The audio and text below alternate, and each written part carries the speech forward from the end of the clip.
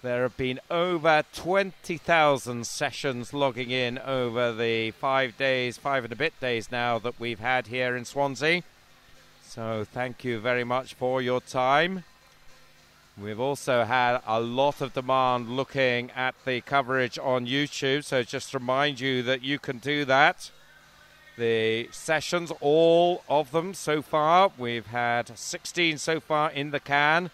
They are all available for you to review on youtube.com/Quipu TV. So that's QUIPU TV. So over 27,000 people have accessed those sessions. So it gives a great chance to review your swim. Have a look, see how you did. We've heard some terrific stories of people logging in, grannies and grandpas, people from far away across the globe with a chance to look in on us here in Swansea and follow up on a favourite swimmer. So if you are one of those who are watching from pastures far away, then please do tweet us. You can do that on hashtag BGSNLive. Let us know where you're watching us from. Are you on a poolside somewhere in sunny Spain? Are you down under? Are you at work and you'd rather be here? Give us a tweet. Let us know what you're doing. You can see there the bells are out because of the distance swimming. Those will sound with 100 meters to go as they come to the final lap. So they will be in full use. The clock just going through 1:24. We're scheduled to start here at 1:30, so we're still about 6 minutes away. So if you need to get yourself a sandwich or a drink, then you've got about 5 minutes to do that before we get underway. But don't switch off the coverage while you do that. Leave it running. The pool has been cleared, so we'll see that. You can see there some of the Novo Cigar swimmers just getting, or is it? It looks like a City of Hereford coach, is that? Talking to them. So anyway, it looks like a serious conversation, or a fairly cheerful one. Yes, it is. City of Hereford head coach. So a big shout out to Hereford. Well, I think they are speaking to the Novio Cigar swimmers. So good bonding going on through this week between the different clubs. You do sometimes need something to while away the time. And these guys are important to us here, keeping us safe. And an eagle eye on what's going on in the pool, just in case they're called into action. Hasn't happened so far. Hopefully it won't be in the day and a half that we will still be here. So there's some of the girls. I think there'll be the girls from the first heat. Just final stretchings there at the final marshalling point there.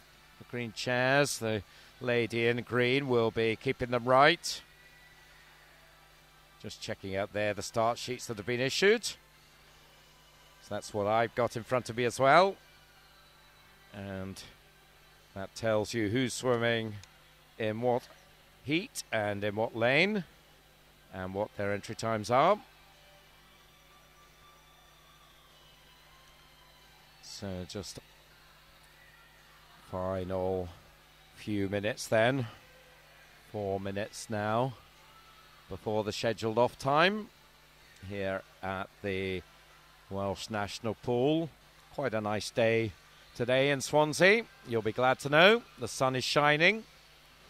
Does mean that there'll be quite a lot of light coming through the glass windows on the far side of the pool as we go, but hopefully you'll be able to see the swimmers through that light reflecting off the water. We've mostly had a pretty nice week here, just the odd bit of rain yesterday morning in particular, but for the most part Swansea has done us proud. I know a number of teams have taken a little bit of time off, go down to the beach. There's some beautiful parts of the seaside round here, and I was talking to one family in particular who were holding on down here after the end of the swimming so they could have a couple of days of enjoyment down here in South Wales before they head off. You can see the officials now making their way onto poolside. Once again, it's our lead referee Martin Noble who leads them on with his trusty band of warriors behind him. www.swimwales.org coming into the screen there, and that's where you can go and pick up all of the results for all of the sessions swum so far. Just go on to live results once you get onto the homepage of the World Swimming website, www.swimwales.org, and all the details you want are there. Another way of getting to the results is through the Meet mobile application, available both on Apple and on Android platforms. So just go to the App Store that's relevant for you and look for Meet Mobile. You can download that. Look for the British Gas Summer Nationals 2013 on there, and you'll be able to pick up all the details of this meet. Every swim, every turn is recorded for posterity on that website, on that mobile application, I should say. So a very useful facility. And of course, as I mentioned earlier, you can review all of your swims on YouTube. Just go to the Quipu TV page and they're all there. The officials being introduced. Alan Roberts there. And our starter Sarah Rowe. All under the eagle eye of Martin Noble, our lead referee. As he's just checking his watch, as the first swimmers now starting to come round to the starting area. So I think we'll be off pretty much on a cue here. Looking at the swimmers coming round. I think we have 7 here. There were 8 scheduled to go, just counting them. Yes, there are 8 there, so they're all present and correct for this first heat. Entry times for this first heat, 11:07 up to 11:25.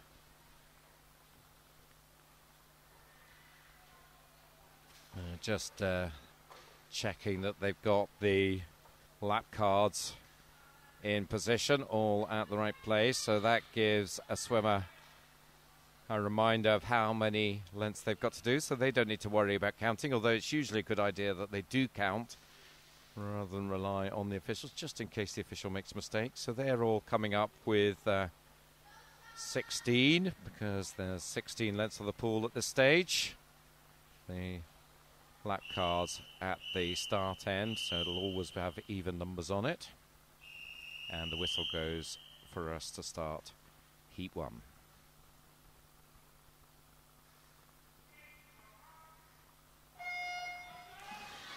So we're away with Rhiannon Haynes of Bridgend in lane 1, Abigail Jack of City of Leeds in lane 2, Megan Warrender of Torvine Dolphins in 3, Charlotte Shepherd of Swim Swansea in 4, Sian Rattenbury of Neath in 5, Abby Williams of Pembrokeshire County in 6, Lucy Allen of First in 7, and Harriet Gordon of Birmingham in lane 8. So 16 lengths of the pool. It will take us around 11 minutes to complete this race. So this is very much about endurance swimming, setting yourself a nice steady pace and sticking to it. Talk to coaches through these 800 races. They always talk about pushing on, particularly in the second half, maybe the sort of middle half, in fact, from 200 through to 600 meters, and make yourself think that you're swimming faster than you were before, and you probably won't be. You'll probably be maintaining your pace, but it helps them not to drop off pace in that important phase. First to turn at the 100 is Lucy Allen, 1:12.01 for her. So we'll keep an eye on her splits as we go through.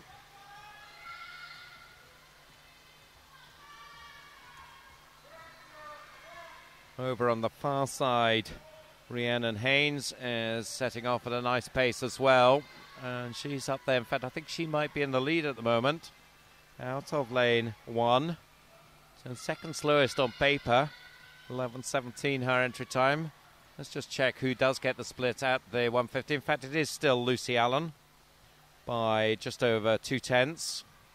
150.59 against 150.82. These two girls now quite a long way ahead. Abby Williams in third on her own a little bit, and then two swimmers contesting fourth. Abigail Jack in 2 and Harriet Gordon in lane 8. Of course, they will spread out. They could potentially get into lapping situations. I think that's pretty unlikely given the time range that we've got on entries. So 1/4 distance then. Still Lucy Allen, 2:28.82 for her. So just under 1:17 pace. This is a cracking pace that she set herself early on here. Entered on 11:15. She's level pace, if she can maintain that sort of pace, is about 10:10. So let's see whether she could do that. That would just be a phenomenal improvement. But maybe asking a lot for them to hold this pace throughout the 550 metres that they still have to swim, but let's see if they can do it. Rhiannon Haynes is still right there with Lucy Allen. Less than a second between them. You see there as they go past the other swimmers going in the other direction. There is Lucy in the blue cap, and as the camera pans across, you can just see there over in the background her rival Rhiannon Haynes. As they go to that different shot, you can see there's not a lot between them. Coming towards 300 metres. Lucy Allen does still have the advantage in the lane 7. The gap maybe about a body length. 3:46.30 against 3:47.25. Just working out the split for that one. And it was about 1:17.5, so slightly slower for that last 100, but still setting off a very respectable pace here, and certainly looking like they're heading for big PBs, both these girls. Their lead now is very considerable on the other swimmers. Still in lane 6, it is Abby Williams in third place.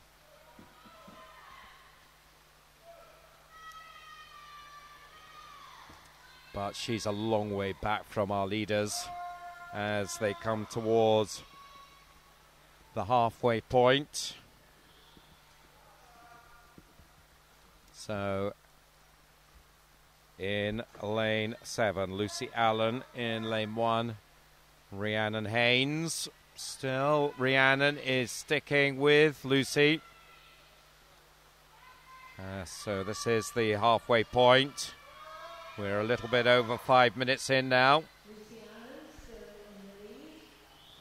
5:03.84 was the halfway split for Lucy. 5:05.29 for Rhiannon. 1:17.5 pace again for Lucy Allen, so very similar to our previous 100. So she has settled down very nicely now. We're coming to this phase of the race that I was talking about earlier, this middle portion where you really have to push it on. The temptation is, as the tiredness starts to develop, that you think you're keeping pace but you're not. So just push on hard here. Keep that pacing going if you can. There's now about 30-40 meters between these leading 2 and 3rd place. Probably nearer 30 than 40 metres to be fair, but it is a big advantage. There you can see the 2 leaders, and still Rhiannon is very much in touch here with Lucy Allen. Only a bit more than a body length between them as they go through 500. 6:21.28 for Lucy. Rhiannon's time 6:23.20. Again, a 1:17.4 pace that time. So, again, terrific consistency from both these girls here. 3rd place still in lane 6 is Abby Williams of Pembs County. She has about 4 metres on lane 2, Abigail Jack. They're out of shot at the moment. We will see them as these 2 leaders turn, and then you'll see the other swimmers coming up the pool as these girls come back down it. So Lucy Allen turning. Her lead now just over 2 seconds on Rhiannon Haynes. And you should see the other swimmers coming into shot now. There they go past, and you'd see there's about 40 metres now between these leading 2 and the rest of the field. See some of the others coming back now. So we said it was unlikely that there would be any lapping, but there might be. You never know, because these 2 are going off at such a cracking pace here. And Rhiannon Haynes will not be shaken off. This is a really good swim from both these girls. 7:31.78 for Lucy Allen. So 7:39.05, I should say. That was picking up the wrong time there from one of the other lanes. 7:39.05 and 7:41 for Rhiannon. Another 1:17, just the tiniest fraction slower. And we'll be really pushing to try and hold pace now here. And we'll be getting to them now. Less than 200 metres to go for these 2. They've set off at such a fast pace. But at the moment, no sign of them holding off. There's a lot of water between the 2 of them, so they won't have a very good view of each other, even when they are looking in the right direction as they breathe. But coach will always say, don't worry about them, worry about you. And these 2 girls are doing exactly that.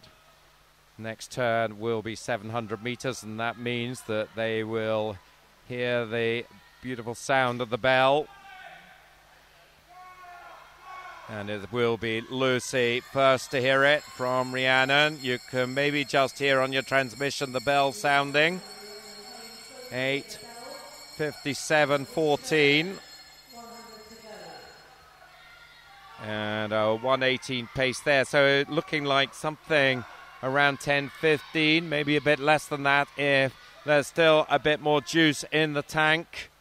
Rhiannon Haynes, can she strike here in this last length and a half? She's still very much in touch with Lucy Allen. Both these girls are going to post enormous improvements on their entry times. So coming to the final turn then, you can see there in the foreground, Lucy Allen up at the top, Rhiannon Haynes, both of them turning for home, around about 2 seconds apart. That is a big ask for Rhiannon to try and close that down, but 2 terrific swims here from these leading duo. Lucy Allen then in lane 2, looking very smooth. I think she has upped her stroke rate. So we're looking for something under 10:15 here. The clock has just moved up at about 10:05 now. You can see in the bottom of your screen as Lucy Allen into the last couple of metres. What a great swim from these 2 girls. 10:12.31 for Lucy. 10:14.57 for Rhiannon. Both of them absolutely smashing their entry times. Lucy was entered on 11:15, so over a minute of improvement. Likewise for Rhiannon, entered on 11:17, so a minute 2 and a minute 3's improvement from both of them. Very good start to this distance swimming from those 2 girls. We'll have a wee bit of a pause for them as the remaining swimmers come in, and it's got all of a sudden very tight for third here. This has been a good push from Abigail Jack, and I think she has come from quite a long way back and is going to take third place here. You can see her coming in the yellow cap there in lane 2, 10:59.17 for her, so she takes 15 seconds off her entry time. Abby Williams, who held third pretty much throughout, has to settle in the end for fourth on pretty much bang on 11 minutes. 11:00.07 for her as the remaining swimmers come in. Just one more still to come through. A slightly tired looking Charlotte Shepherd. She'll chalk this one down to experience as she comes in and completes the field. So great swim there. Shot of Lucy. Has removed the cap and just cooled down a little bit. And should be very proud of herself. And the summary of the full result up there for you. Lucy Allen 10:12.31 in first. Rhiannon Haynes second 10:14.57. Abigail Jack third 10:59.17. Terrific stuff.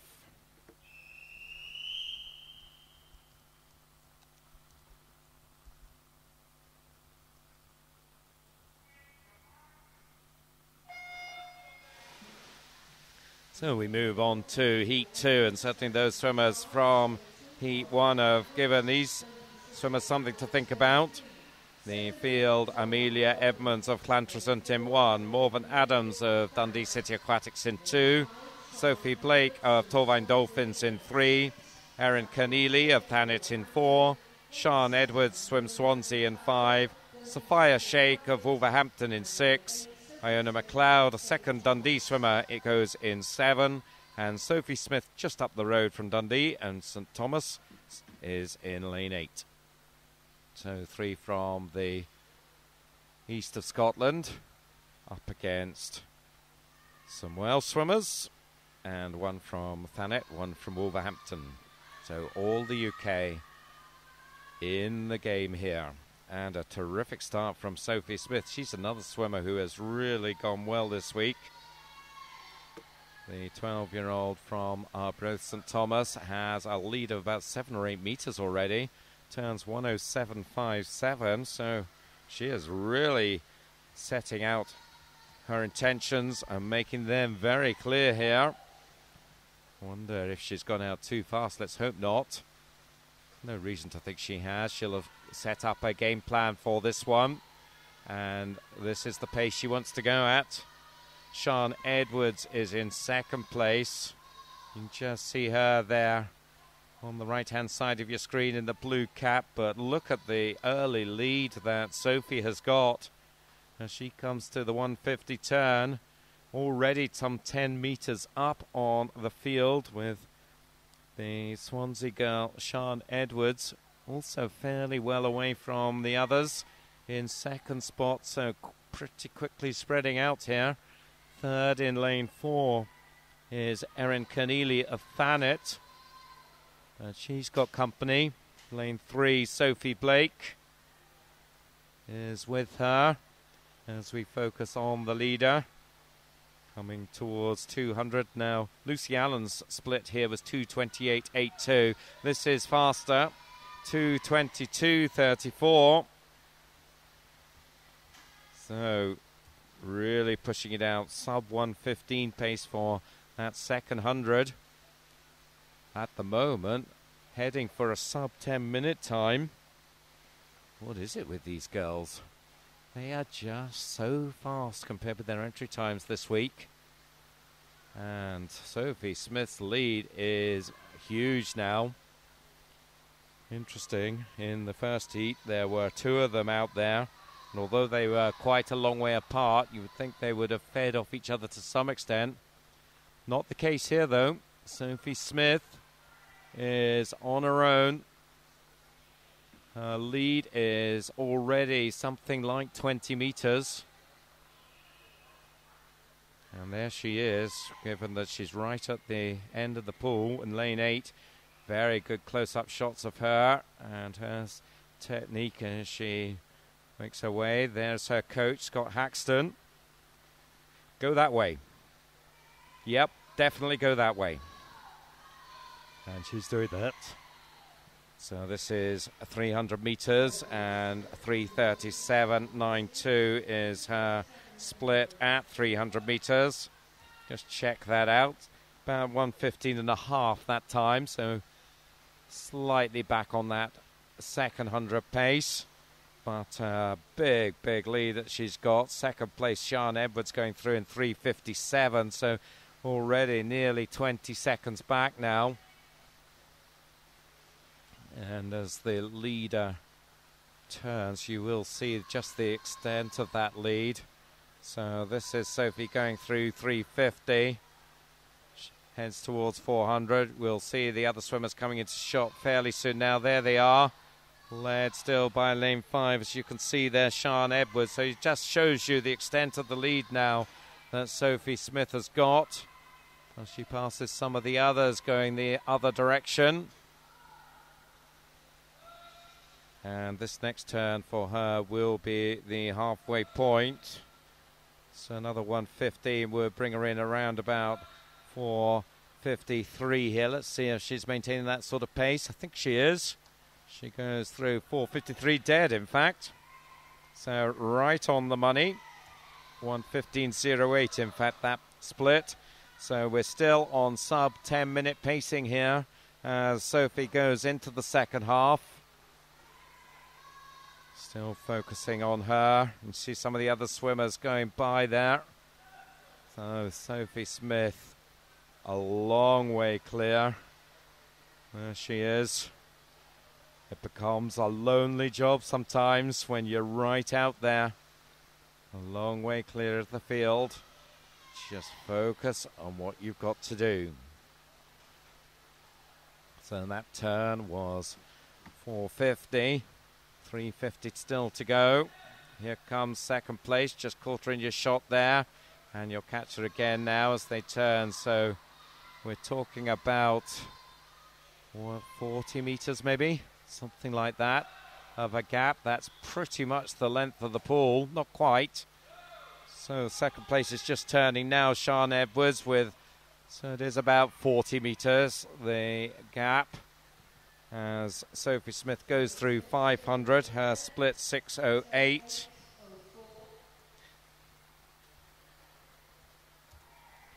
And right on the money once again, a 1:15 split. So very encouraging swim from Sophie, and no sign of her tying up at all at this stage. Looking very comfortable indeed as some of the other swimmers go by her. Still in lane 5, I can tell you it is Sian Edwards in second place. There's a good race for third place. I don't know whether we can get a shot on that. Lanes 3 and 4, Sophie Blake and Erin Keneally, they are right together there. Just a tenth apart. So just looking over at them.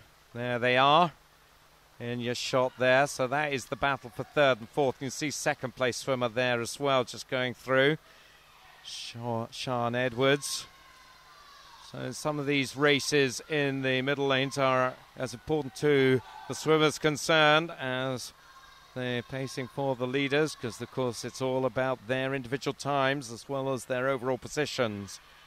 3/4 distance then at the front from Sophie Smith. She now does have a full pool's lengths advantage now, 7:24.22 for her. Just checking on that pace. It has slipped a little bit in that 600, down to a 1:16 there. So let me just going through slightly difficult phase, but sure she'll get herself through that. Still inside 10 minutes pacing. The race for second, maybe just tightening up a bit. Sian Edwards has about 5-6 meters. There's the third and fourth place swimmers. Still that battle is going on, and they're only about 5-6 meters back on second place. Sian Edwards, who you saw going through your shot there in the lane next to them, lane 5. But right out there in the front, now more than a length ahead, is the girl from Arbroath, Sophie Smith. As you get that wide view, you can see her coming down towards 700 meters. So she will take the bell here. There it rings. And goes through that, 8:39.68. And 1:15 is her penultimate 100 split. Now she'll be looking to try and pick it up with not too much further to go. Just come towards the final turn, and then whatever she's got left, she will give. There she is. As we look at the race for second place there, it's still Sian Edwards who has it, but she can't shake off these two girls on her inside.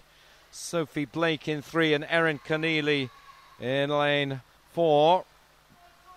But we focus back on our leader, Sophie Smith then. And a lovely shot from our steady cam there. And through the halfway marker down this last length. And she is really going at it. She has lapped one swimmer. She's coming up towards the next one, but she'll not quite do that. But this is a fantastic swim from Sophie. What an excellent performance. 9:50.70. Great stuff. That is her coach there with the coach on the back, Scott Haxton. There is Sophie. So she gets the caps off. Has something to say about that swim. Trust that was something complimentary. Certainly should have been. Finished off on a 1:11 there, which is a really good way to close it down. Now we've got a cracking race developing for second place here. So Sian Edwards in lane 5. She's had second throughout, but she's got her work cut out to hold on to this one, because Sophie Blake and Erin Keneally are both chasing her down this last length then. They've got about 10 metres to go. Sian Edwards in the blue cap, I think, is just about going to hold it. She really had to put it on to do that, but a good effort to stand off the challenge there. 10:45.35 for Sian. She improves by 14 seconds. Sophie Blake just taking third, 10:45.87 and 10:46.70 for the fourth place swimmer, Erin Keneally there. Some of the other swimmers come in, lane 2 and lane 7 there. Morven Adams and Iona McLeod, the two girls from Dundee, pretty much together. Just check who got the bragging rights in Dundee. And it looks like it was Morven. Although we need to check that, because I don't think that's a correct time for Iona McLeod. But the final swimmer's just coming as Sophie Smith there in lane 8. Looks around her and should be very pleased with her efforts there. So they're down at the bottom there. 9:50.70 Sophie Smith's time. Second, Sian Edwards. You can see that there's 3 swimmers all there or thereabouts. And it was Morven Adams winning that Battle of Dundee by a couple of tenths from her teammate Iona McLeod.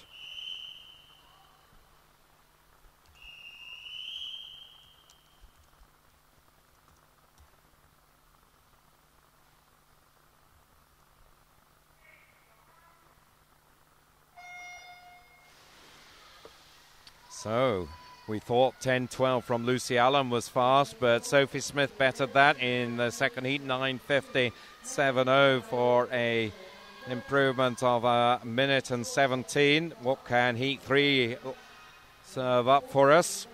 I'll just run through the field. We have in lane 1 Kayla Lawson of Modernians. 2 is Mega Nicolau of Torvain Dolphins. Her teammate Georgia May Clark is in lane 3. Ellie Westerby of Hereford in lane 4.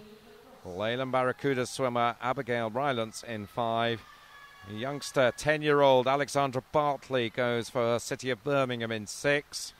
Beside her in 7 from City of Leeds is Victoria Gannant. And in lane 8 from Dundee City Aquatics, Amy McCrosty. So we have lane 4, Ellie Westerby of Hereford leading this one, coming up towards the 100. Not as dramatic a lead as we saw in that previous heat, but she goes through 1:12.49.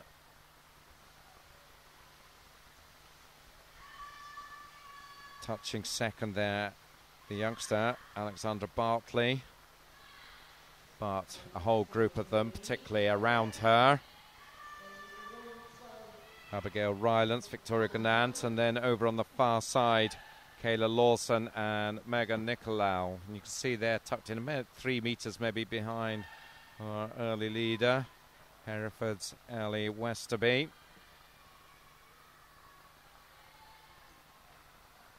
Ellie in the 12-13 age group. She's been in finals, haven't seen her on the podium yet. Maybe it's not too late for her to do that in the day and also that we've got left. Starting now to challenge her in lane 7 is Victoria Gnant. We have seen her on the podium. She is the 11-year-old, so going in the 10-11 age group. Victoria, gold medalist in the 100 backstroke.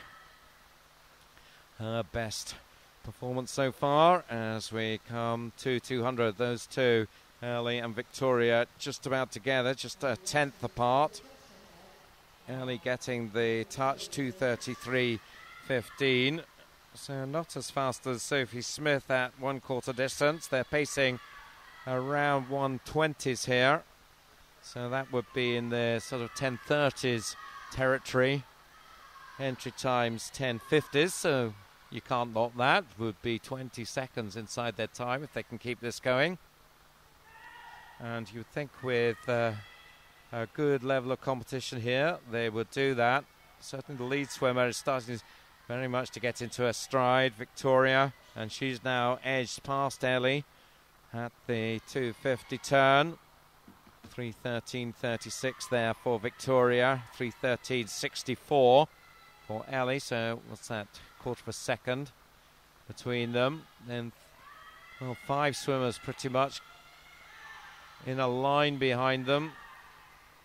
Kayla Lawson in 1, Megan Nicolau in 2, and then in lanes 5 and 6, Abigail Rylance, Alexandra Bartley, and the final one, Amy McCrosty in lane 8. But it's the Leach girl at 300 has the advantage. Now about 1.5 meters up, 3:53.23. Her advantage about a second now on Ellie Westerby, and another 1:20 split there. Slightly fast, about 6/10 faster than the previous 100. Now sometimes the tactic is to just progressively wind up your swim here and go a little bit faster in each length all the way through. And I wonder if Victoria can do that. She's certainly looking good here. Just watch her as she turns right up against the lane rope there and see if she stays on that side or does she move across. Of course, that's what they do in training. She has moved across a bit, not all the way across. So she'd want to go in as straight a line as she can. And that is something that these younger swimmers have to learn, particularly in these distance events. If you do an extra half metre or so at every turn, that adds quite a lot to your total race distance. So try and go in an absolute straight line, whatever part of the lane you choose to use. But Victoria Gnant there, about 2 meters up. That is halfway, 5:13.74. Her lead now is nearly 2 seconds, still on a 1:20 pace. So still looking like something in the mid-10:30s here, I think. Ellie Westerby still holding second, but the two over on the far side are not to be ignored. Kayla Lawson and Megan Nicolau, you can see them at the top of your shot there.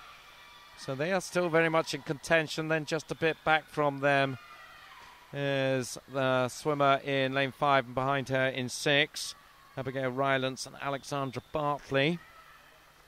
So they're not too far away from the action either. In a much more competitive heat, this one, heat 3.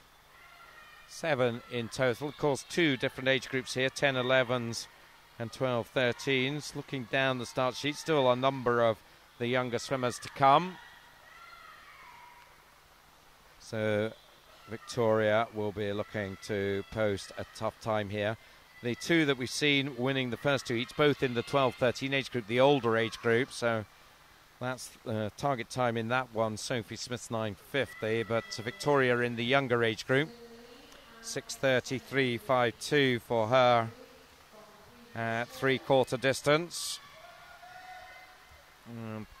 Ducking under the 120 for that last 100, so certainly talked about just progressively winding it up, and it looks like that's exactly what Victoria is doing. The race continuing to hot up now for second, and lane 2, Megan Nicolau of Torvine Dolphins has just gone past Ellie Westerby, our early leader, who's just finding it a little tough in this middle phase of the race. And still very much up there as well, Kayla Lawson of Modernians. And they're not so far away that they couldn't whittle away at Victoria Gnab, particularly if there was any sign of weakness from Victoria. Hasten to add that we're not seeing that. So Victoria then has about 3-4 metres over Megan. You see there in lane 2, Megan Nicolau, second place swimmer. As Victoria Gnant coming up to 600 metres. So 200 to go now. 7:52.80. So just have a look at that split. And again, we're just under 120 pace. And in fact, another half a second knocked off a split there. So this is good tactics from Victoria. She is gradually winding this tighter and tighter, getting closer to 10:30's pace. I think she could quite easily duck under 10:30 here.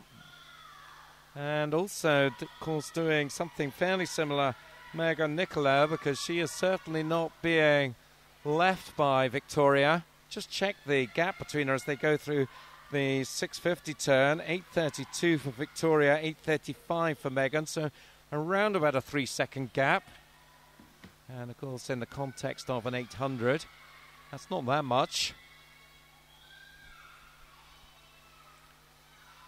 So the next turn, they will hear the bell signifying 1 lap, 2 lengths to go. And Victoria will hear it first. She's certainly looks to have lots of energy about her. Nice little beat kick going on there as she takes the bell in 9:11.88.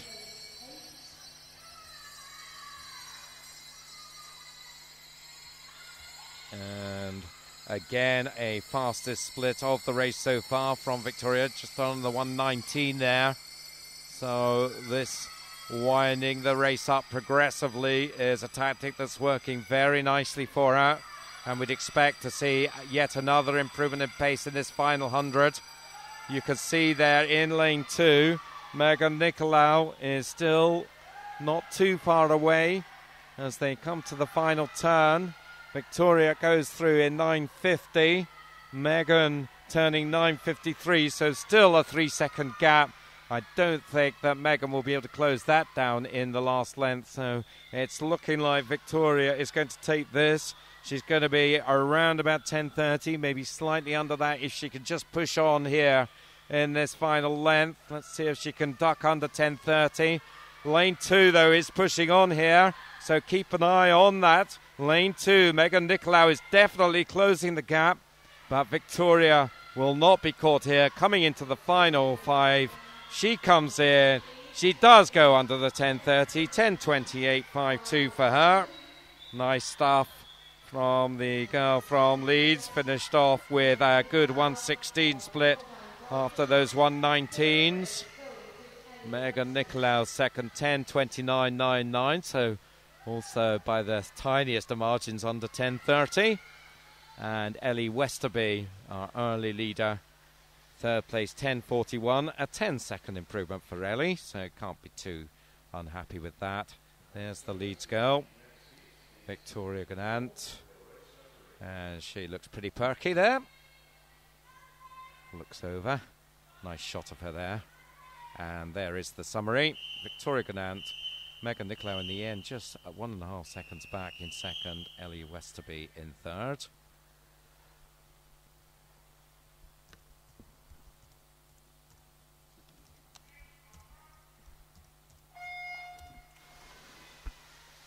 So we move on to Heat 4, and we have here Isabel Cockerham of Leyland Barracudas in lane 1, Kimmy Buchanan of First in 2, Kaylin Beard of Torvin Dolphins in 3, Helena Spoga Ward of City of Leeds in 4, Greta Hampson of Wigan Best in 5, Hilary Davies of Bridgend in 6, Isabella Berlin of Crawley in 7, and Grace Eddy of Hereford in lane 8. I'm delighted to tell you that you're about to hear the dulcet tones of Hugh Griffiths, who joins me this afternoon. Hugh has made a quick dash up to Sheffield, see what's going on there, and then a quick dash back. So tell us about life in Sheffield, Hugh. What was going on yesterday? Yes, I was at the ASA Youth Nationals yesterday, and there's clearly some very, very talented swimmers that are coming through. It was a very brief day up there, but some good results, especially for the Welsh disability swimmers. We had a bronze medal with Ryan West in the multi-classification 50 freestyle, and final performances by Fionn Butler and Jonathan Eake in the same event as well. So yeah, it was a very good day, and shame I can't be up there for a little bit longer. But hey, I'm down here in sunny Swansea and enjoying some good swimming anyway. We know you'd rather be here, really. This is where the action is. This is where you can watch the live streaming. So lane 5, leading the way here early on. That is Wigan Best swimmer Greta Hansens, 1:10.89 for her first 100. So faster than Victoria Gananto. In fact, it was Ellie Westerby early on in Heat 3, but not quite as fast as Sophie Smith from Heat 2. She's still very much going to be the time to beat. Just going through the age groups in this one, Kimmy Buchanan and Isabella Berlin in the 10-11 age group, lanes 2 and 7 respectively. All the others in the older age group, 12-13s, including our leader there in shot there, Wigan Best Greta Hampson. We'll check on her 200 split. That gives us a sense of the pacing that she's going on. Clock just coming up to 2:25, and she goes through 2:26.77. So a split of just under 1:16, and that's around about 10-minute pace if she level paces in here. Now we saw in Heat 2 one swimmer going a long way clear, and we're seeing something similar here. Greta now has an advantage of about 10 metres. There's a good race for second going on. Just catch that on the right of your screen there. Lanes 3 and 4. So that's Kaylin Beard of Torvain and Helena Spoga Ward of City of Leeds. And there's 4 swimmers tucked in a metre or 2 behind them as well. Lane 1, Isabel Cockerham, Kimmy Buchanan in 2, and then Hilary Davis, and beside her, Isabella Berlin, one of the youngsters. But your shot there on our leader. Let's check on her breathing. Either side, they're on her right hand side, and well, again on the right hand side that time. So coming to 300 metres, and she goes through that 3:43.38. 1:16.61. Now in the previous heat, Hugh, Victoria Gananto won it, just progressively about half a second faster in each 100. It is a pretty clever way to swim the 800, I think, as you set off a pace you know you can do, and then you feel a bit better, go a bit faster, still feel good, go a bit faster again. Yeah, it just, I guess that way as well can be a little bit demoralising for the rest of the swimmers if they see you just edging ever so closely further away. And I think we talked about it with the 400 earlier this week, but you certainly don't want to go out too fast in an 800 because it's if you tire, it's a long way back. But yeah, I'd say probably the best way to do is just chip away bit by bit and just edge away with every length. So we'll see how Greta goes. She's 1:16 for the last couple of 100 splits. Another of those, she'll be around the 5-minute mark at this split, which is halfway. Her lead now about near enough 15 metres, maybe slightly more. and she is just under the 5 minutes, 4:59.93, so she is pretty consistent. About 1:16.5.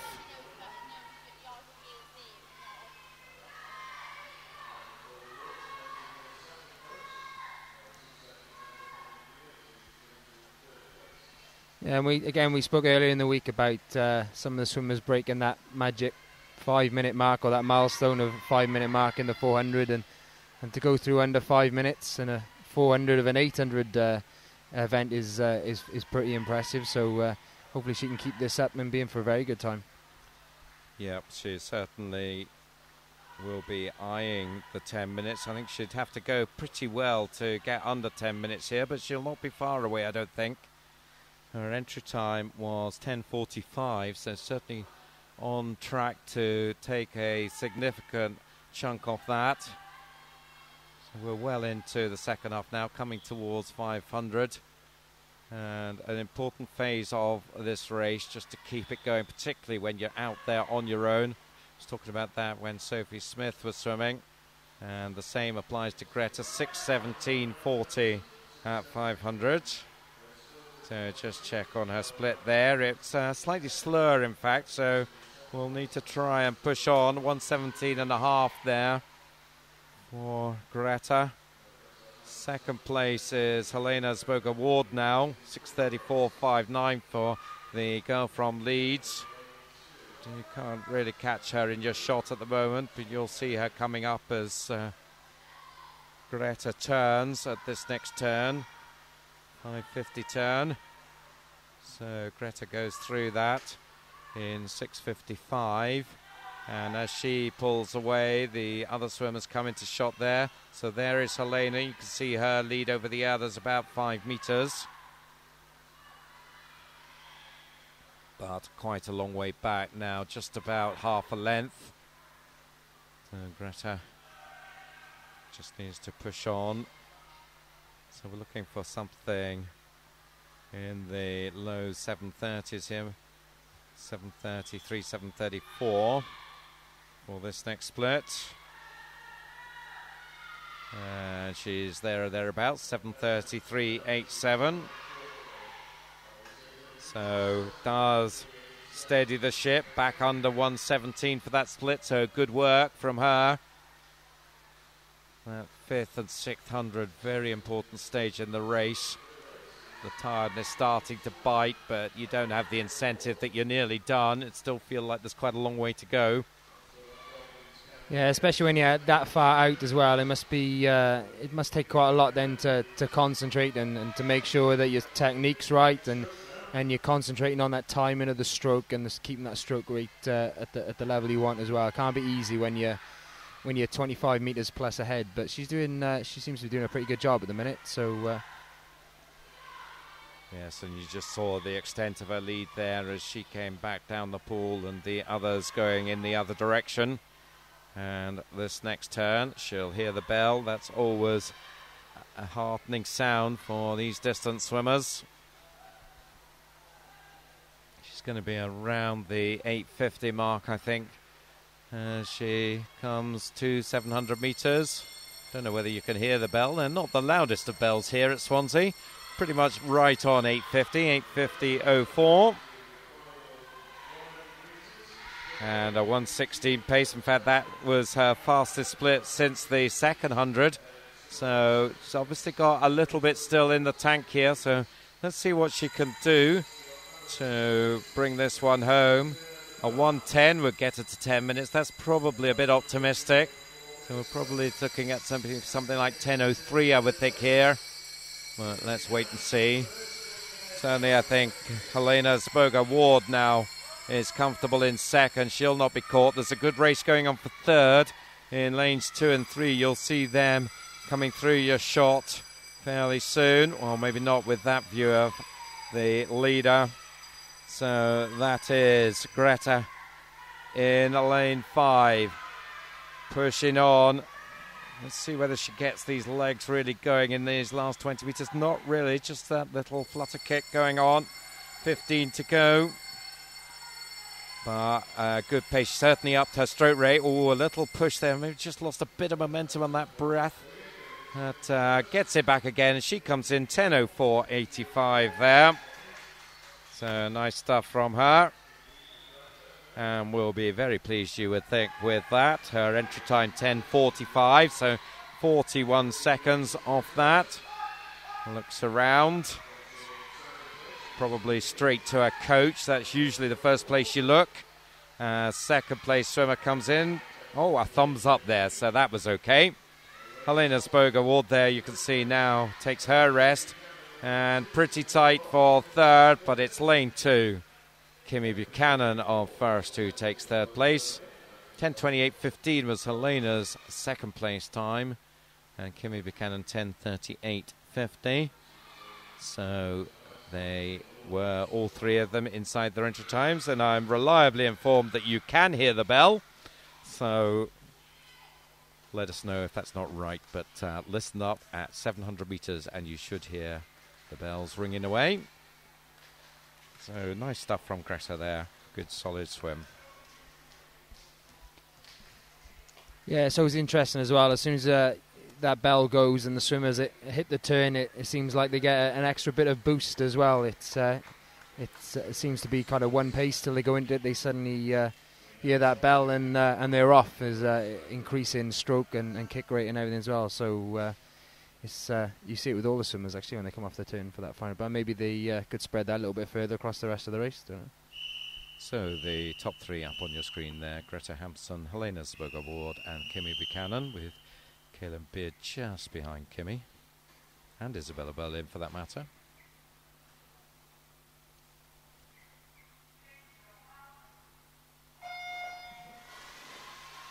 So we move on to Heat 5. Still the time to beat for the older swimmers is Sophie Smith's 9:50.70. So let's see what the Heat 5 can do about that. Going off, the swimmers: Elizabeth Arnold of Swim Swansea in lane 1, Bethany Humberston of City of Leicester in 2, Rebecca Lee Black of Swim Swansea in 3, Lauren Stockley of Torvine Dolphins in 4, Lucy Grimes of Hereford in 5, Danielle Richards of Maxwell in 6, Charlotte Hook of Sevenoaks in 7, and Alicia Hawkins of Winsford in lane 8. Early on, this one is looking altogether closer. All 8 swimmers not too far apart, coming down towards the first hundreds. Maybe lane 2. And that is Bethany Humberston of City of Leicester. She's just, I think, going to turn in the lead. Check on her split. 109.50. A little faster than the previous heat, but going back to Sophie Smith's split, it's a couple of seconds back on that still, so just shows the quality of that swim from Sophie Smith way back in Heat 2. But let's focus on the swimmers we've got in the pool now, and there are 5 swimmers all fairly close there. You can see them spread there in the red cap. Down towards the bottom of your screen is Charlotte Hook of Sevenoaks, and is she going to have the lead at this turn? I think she is. Well, no time coming up for her for us to confirm that, but it certainly looked as if she turned first there. But altogether, more competitive, this one. Hugh, from your perspective, does it make a lot of difference to a distant swimmer, whether the swimmer's around you or if you're on your own? I guess that comes down to mentally how the swimmers deal with it. I'm sure there's quite a few swimmers that would rather be out on their own than in a close battle. But possibly when there's other swimmers that are around you, it makes you, like, as we were talking earlier about concentration levels and so on. I'm sure swimmers find it far easier concentrating and focusing on what they need to be doing when there's other swimmers that are pushing them as well. I'm sure if you're out on your own, you might start thinking about other things, maybe what you're going to do later on, possibly. I don't know. But you only have to focus really when there's others around on what your job is. Yeah, you don't really want to start thinking about steak and chips for dinner at this stage in the day. It's all about What am I doing? Is my stroke right? Is my pacing right? And we've got a new leader, it looks like. Lucy Grimes in lane 5, Hereford swimmer. She's just got the touch there by about half a second at the 2:50 mark. And the pacing, I think, a little bit slower in this heat than we've seen.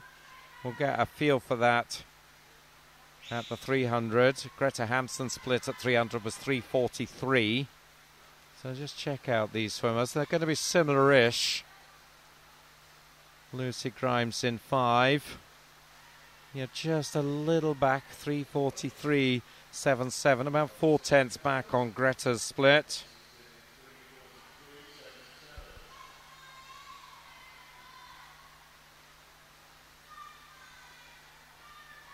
So pacing around 1:17 mark.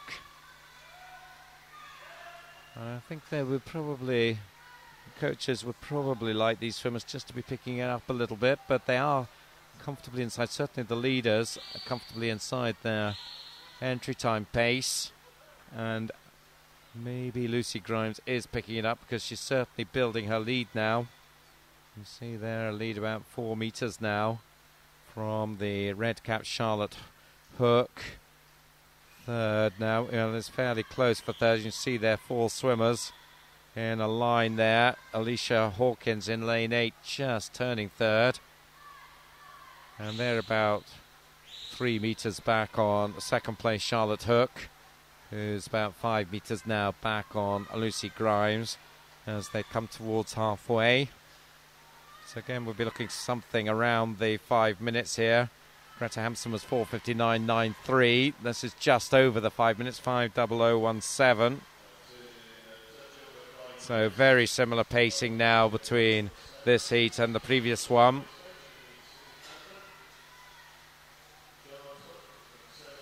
And Lucy Grimes now progressively building on her lead. I guess you'll be aware, if you're one of the following swimmers, of that swimmer going away. That could be quite off-putting for you.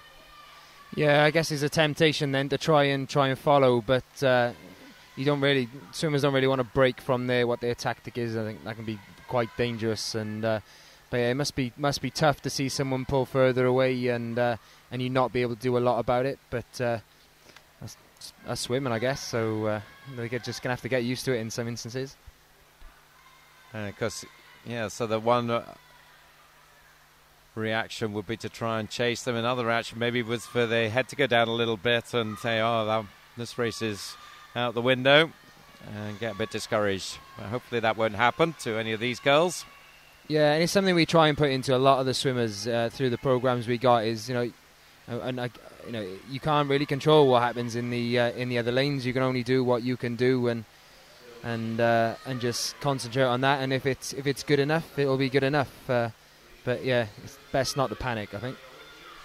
Lucy Grimes, interesting tactic here. She has suddenly upped her pace. That last 100 was over a second faster than her previous 100. So as we go into the second half here, she is maybe now looking to wind it up.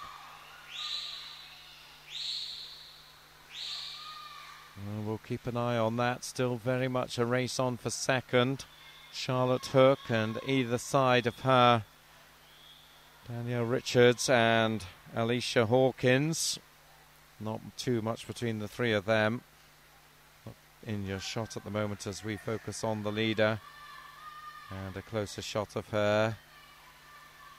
We talked about branding on caps. I can't remember whether that was with you, Hugh, or whether it was with Mark Tankop, but the importance of getting a good distinctive brand so everybody knows who you are on your cap. Yeah, that must have been Mark. I don't really do branding all that much, to be honest. But yeah, it's the Hereford cap is a pretty distinctive cap, and there are a few sort of red and dark blues about, but that gold with a big H in the middle is pretty easy to spot. So another round about the 1:16 pace there for our leader Lucy Grimes. So pacing still to something around the 10 minutes, just over maybe.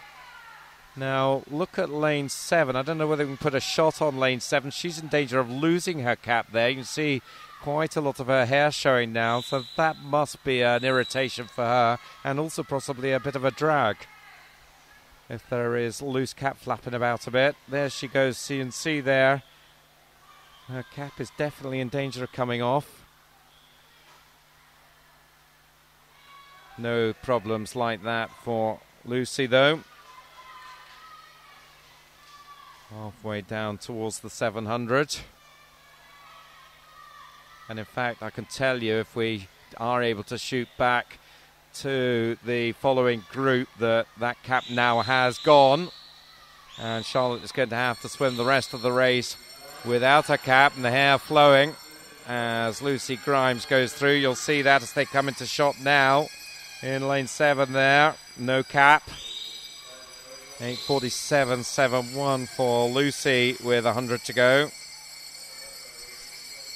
Yeah, it's not ideal, and hopefully it isn't going to play in her mind too much. But we saw yesterday in Sheffield the swimmer go in the 100 fly, and she lost her goggles and her cap off the dive. So that affected her a little bit. But at least this is only the last 100 now. She's having to do it without.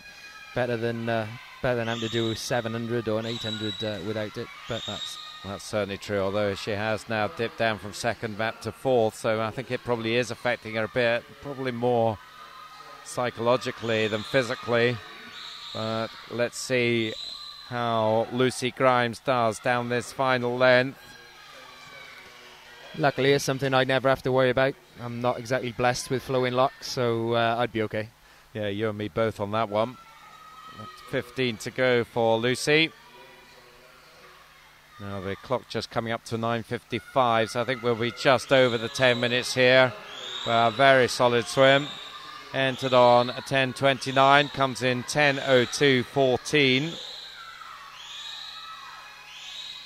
So a 5:02 second half on a 5:00 first half. That's nice progression. Second, Danielle Richards. Third, Alicia Hawkins. Charlotte Hook there, coming in for fourth place. 10:20 for her, just checking. Still managed a 13-second improvement, so will be annoyed, I suspect, that she lost her cap, but a good swim nonetheless. There's Lucy. A wee bit of puffing. Looks up, checks how she did.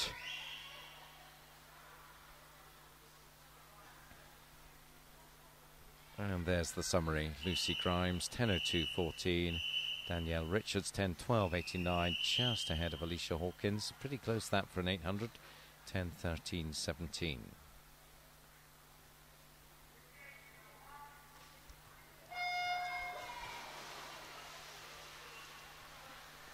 So on to heat 6. This is the second last heat. So we're getting towards the sharp end now, particularly for the youngsters. I think we have the last of the 10-11s in this one. But watching how we go, we've got Rachel Weller of Redditch in lane 1, Laura Devman of Maidenhead in 2, Kerry Sinclair of City of Leeds in 3, Megan Davis of Barnet in 4, Abby Hollyoak of City of Leeds in 5, the youngster Emily Johnson of City of Leeds in 6, Livy Gibbs of Bridgend in 7, and Kirsten Laurie of First in lane 8.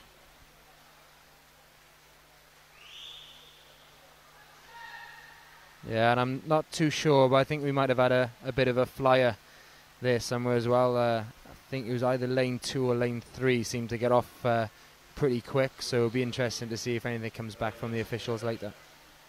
That I always feel is particularly galling on a distance race. You swim 800 metres or 1,500 metres and then find that you were DQ'd at the start. That just must be a sickening feeling.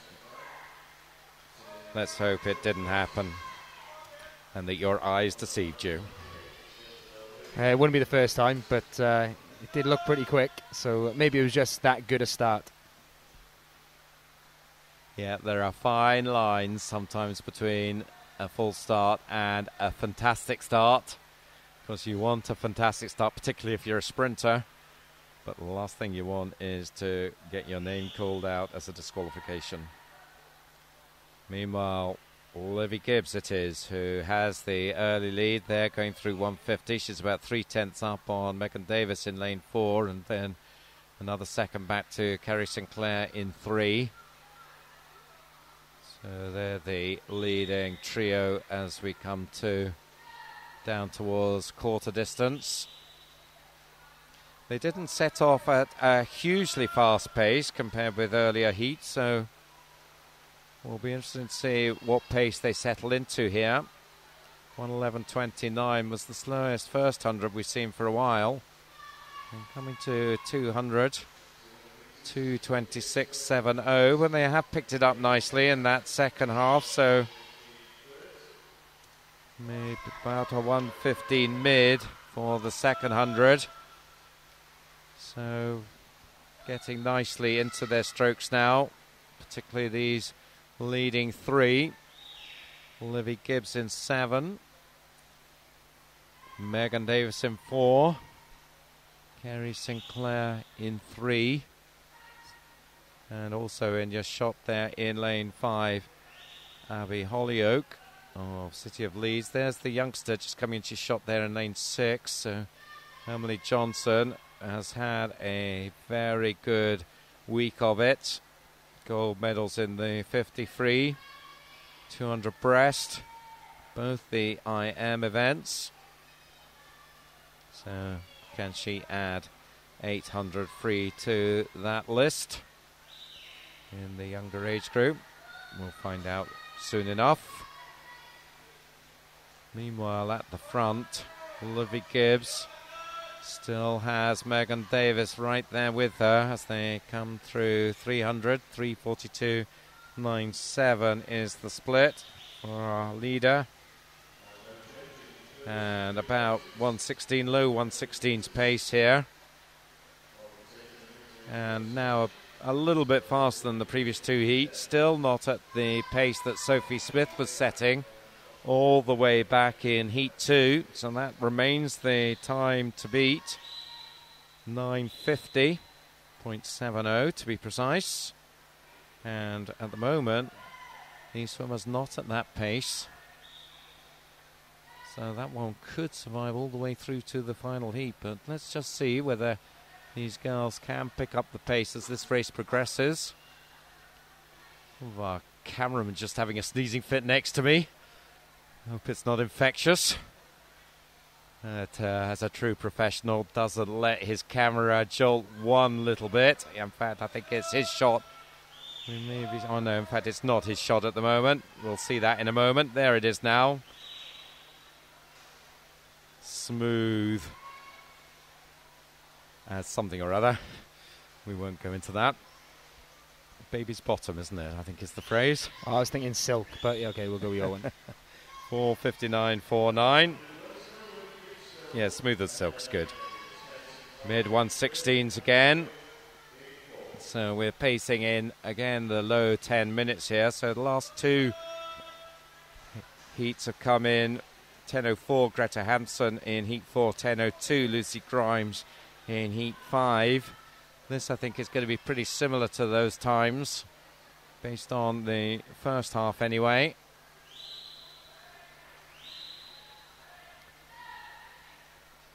Lane 4, Megan Davis now has just edged into the lead by about half a second. Barnet swimmer. But still very much there with her. Here's Livy Gibbs of Bridgend. And the 2 Leeds girls as well, Kerry Sinclair and Abby Hollyoak. And knowing Leeds, they won't weaken. So they could feature in the second half of this race more than they are at the moment. Barnet swimmer also in the yellow cap. 6:16.52.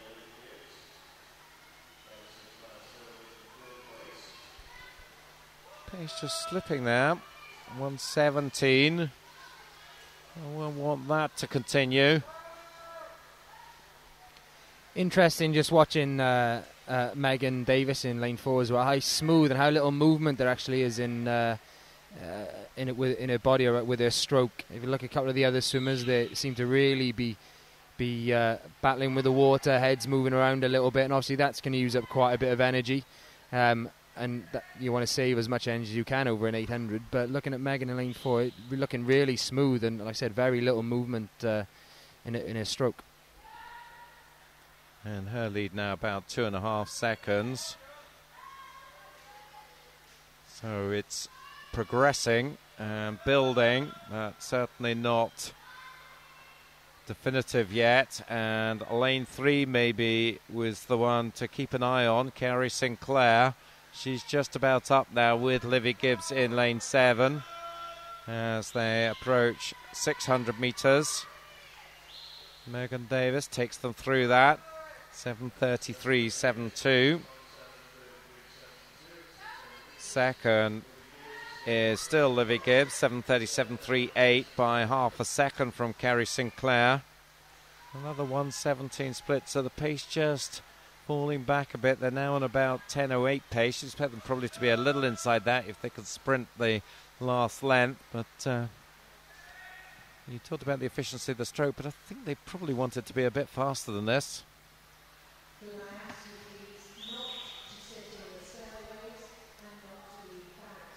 So let's just see who's turning second here. We have got a change in second place. It is the Leeds girl now, Kerry Sinclair, who has taken on second. So 4 seconds back on the leader with 150 to go. That is probably a big ask to pull that one back in the remaining stages, but let's see if she can have a go at that.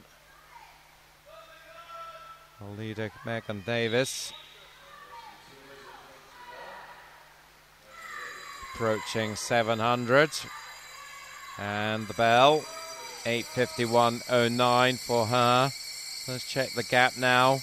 Well, it's 4 seconds, so that is pretty steady. And another 1:17 there. So let's see if she has got reserves in the tank that she can really push hard in this final length.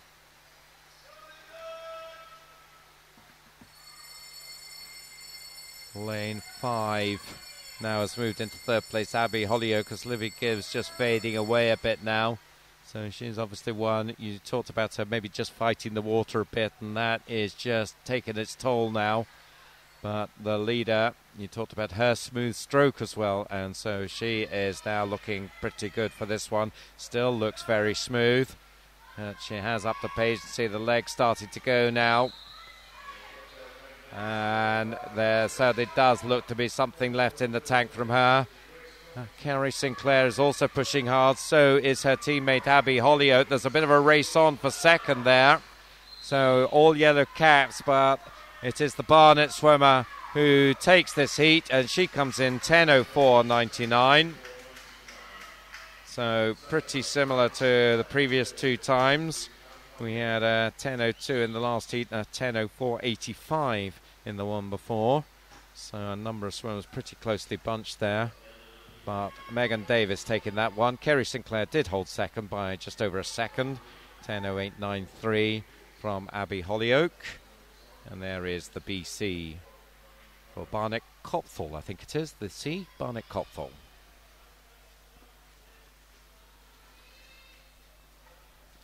Rachel Weller then. Laura Dedman second. Kerry Sinclair in third.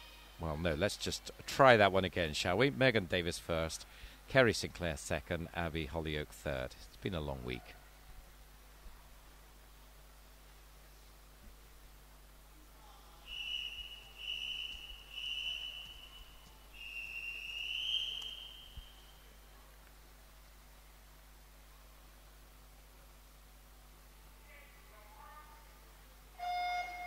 So we're coming to the last heat now in these girls 10 to 14 800 freestyle. Still the target 9:57.0 from Sophie Smith all the way back in heat 2 is the time that they've got to beat.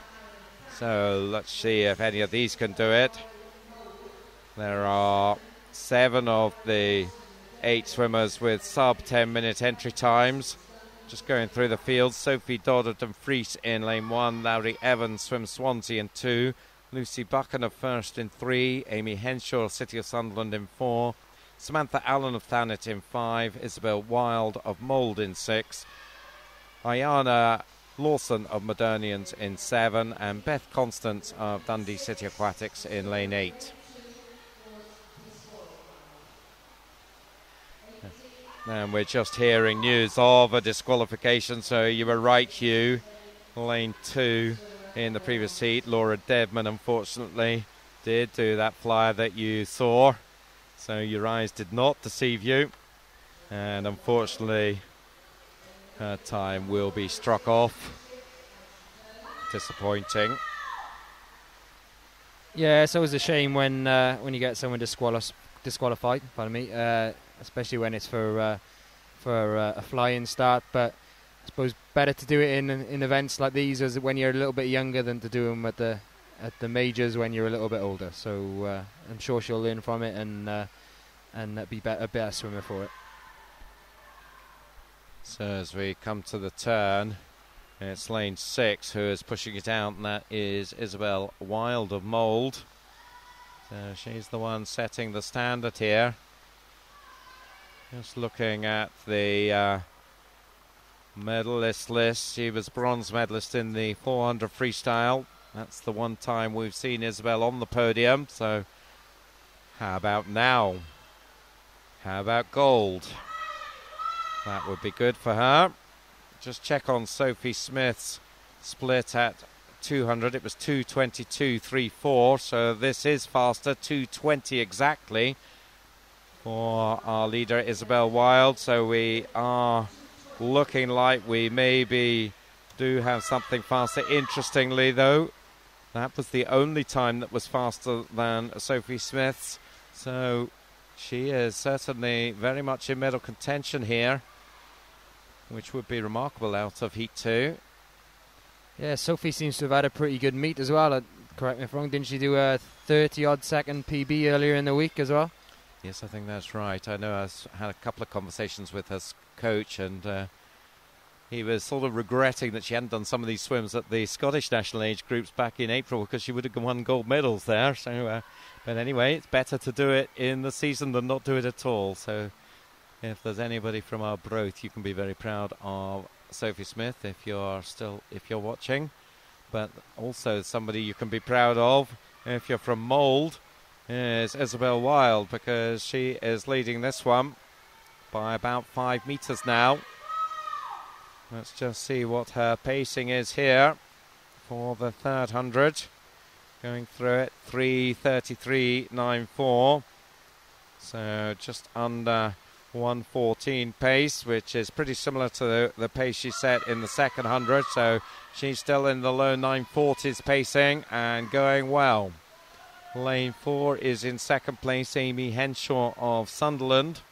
Entry time for her. In fact, she had the fastest entry time coming in here, 9:50. I don't think she's quite at that pace at the moment, but she could pick it up still. Sophie Dodd over on the far side going well. I know the Dodds have been regular tweeters here, so big shout out to them. I'm sure they're going to be watching. Dumfries swimmer just made the move across the border. Previously swam with Carlisle.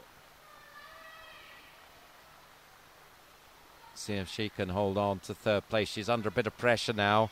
Ayana Lawson in lane 7 in particular, but also lane 5 Samantha Allen and lane 2 Laurie Evans. But leader still is lane 6 Isabel Wild, coming to the halfway point.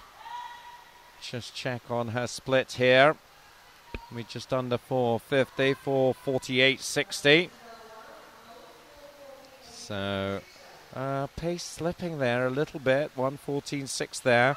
Just check that halfway split against Sophie Smith's, and it is faster. It's faster by about 4 seconds, nearly 4.5 seconds in fact. So she's still looking in good shape for gold. Starting to really get into the swim, Amy Henshaw. Maybe that's where the threat's going to come. It's not going to come from Sophie Smith's time, maybe. Over on the far side, Sophie Dodd still going well.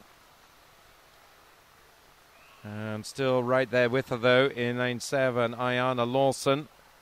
Those two just about together at the turn, but you feel maybe the Sunderland girl is going to be putting the pressure on before too long here on our leader, Isabel Wilde. So this could get very interesting. Whoop.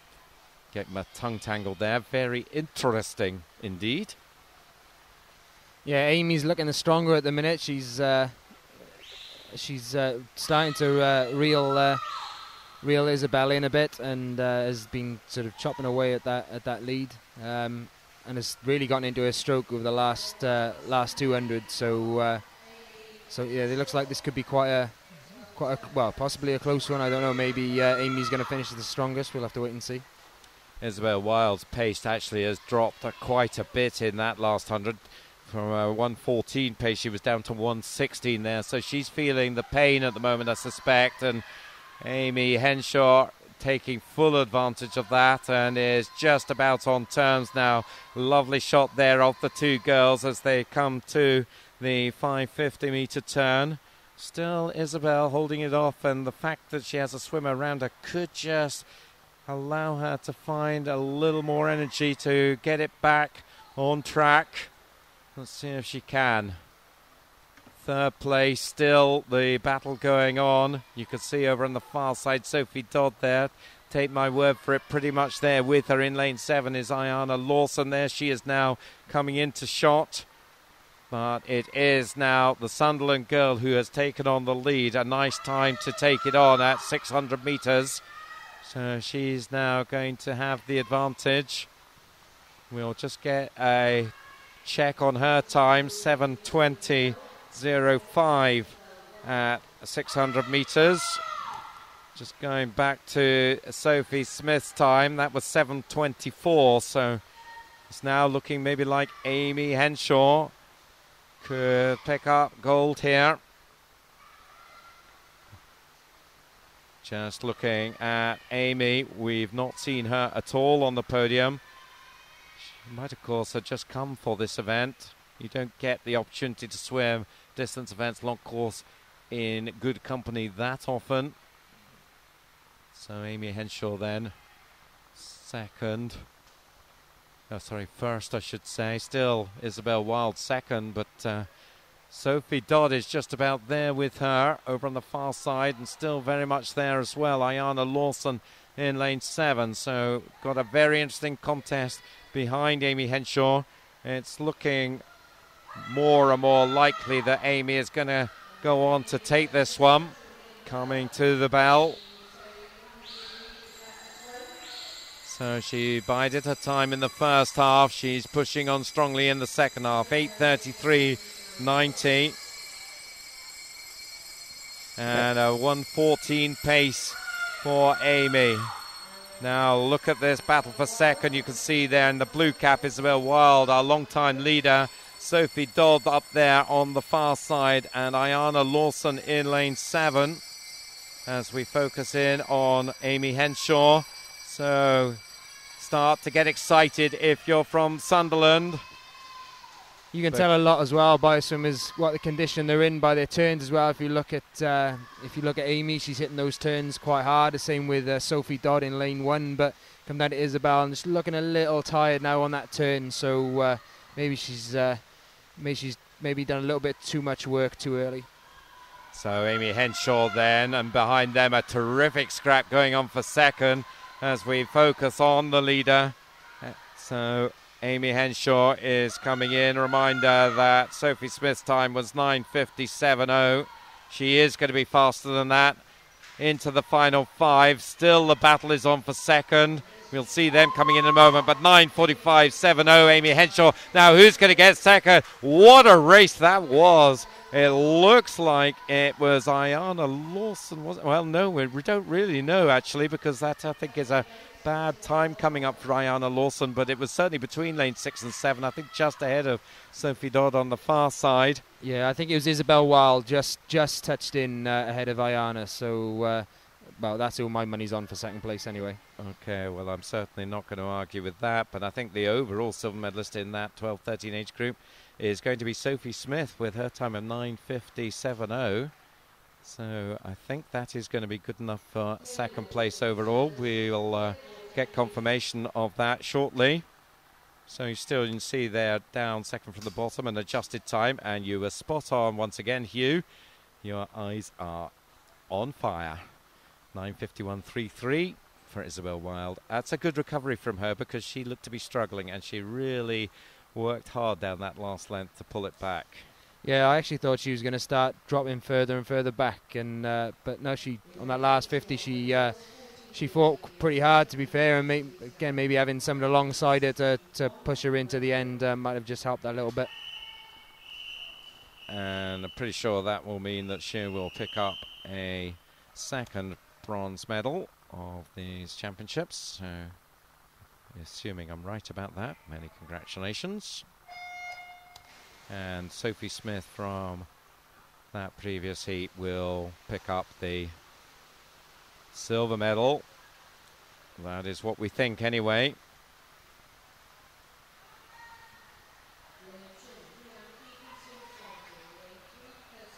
So we move straight on then to the 14 to 18 girls 800 freestyle. We had 7 heats for the younger swimmers. We've got 5 for the older ones. And running through the field, we have Rhiannon Keevy of Swim Swansea in 2, Kirsten Duncan of Arbroath St Thomas in 3, Jodie Beddoe of Shrewsbury in 4, Hannah Davis, Novio Cigar in 5, Bethan Catchpole of Warrington in 6, and Caris James of Pembrokeshire County in 7.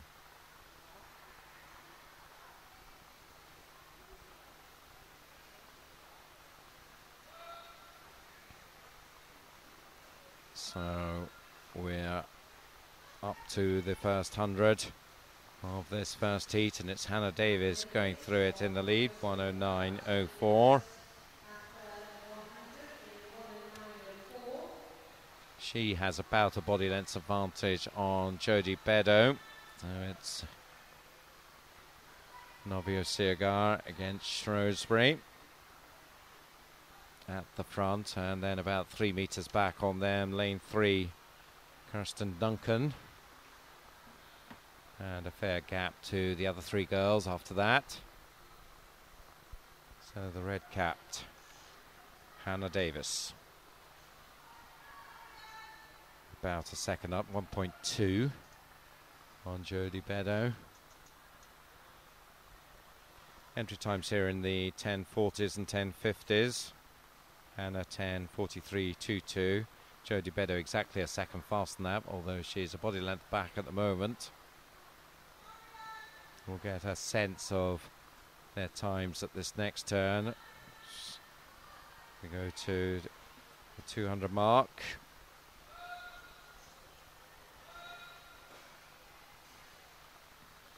To 24:30. 1:15-ish pacing. So based on that, I think we're looking at something maybe a little under 10 minutes.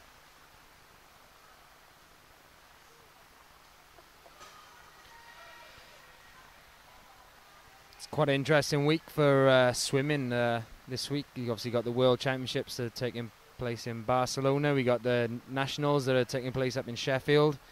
We've got the main event down here in Swansea, and then there's a team of Welsh swimmers that are over at the US Open as well. So some pretty good level swimming going on this week. I'm hearing Tilly Gray has done good things over there in America. Yeah, I believe she won her event yesterday, and so did Alice Thomas, Swansea University's Alice Thomas. I think it was the 200 fly she won yesterday as well. So yeah, some pretty good performances. So the Welsh are taking it to the Americans. We're taking over the world. Certainly, I think Welsh swimming is in very good heart. I was talking a little bit with Mark Arnold this morning about that, and I think he was pretty happy with how things were developing without wanting to appear complacent, and she certainly won't be. Meanwhile, 3:40.89. I had the privilege of watching the Welsh team win the Celtic Tri-Nations up in Scotland 2 or 3 months ago, taking it to the Scots and the Irish. It was pretty close. The Scots ran them close, but in the end, the Welsh were just too strong. Yeah, it's some pretty exciting times. I think there's some new developments, new programs that are coming through Swim Wales and some of the other nations as well. But yeah, it's pretty exciting times, and hopefully we can build off some past success and move on now as well. Obviously, on top of this week, next week there's the IPC World Championships in Montreal as well, which will be televised. So yeah, some pretty good swimming going on this summer. Yep, it's all going on. You can catch, of course, the live stream here. BBC and Eurosport, I think, are covering the world. So when you're not watching us here in Swansea, you can see what's going on over there. Clearly, you'd rather be watching the exciting stuff going on here, as over 20,000 of you have so far this week. Frankly, I'm amazed that the BBC and Eurosport have decided to go to Barcelona instead of Swansea. I thought it would be the other way around, but oh well. Probably nicer weather, maybe.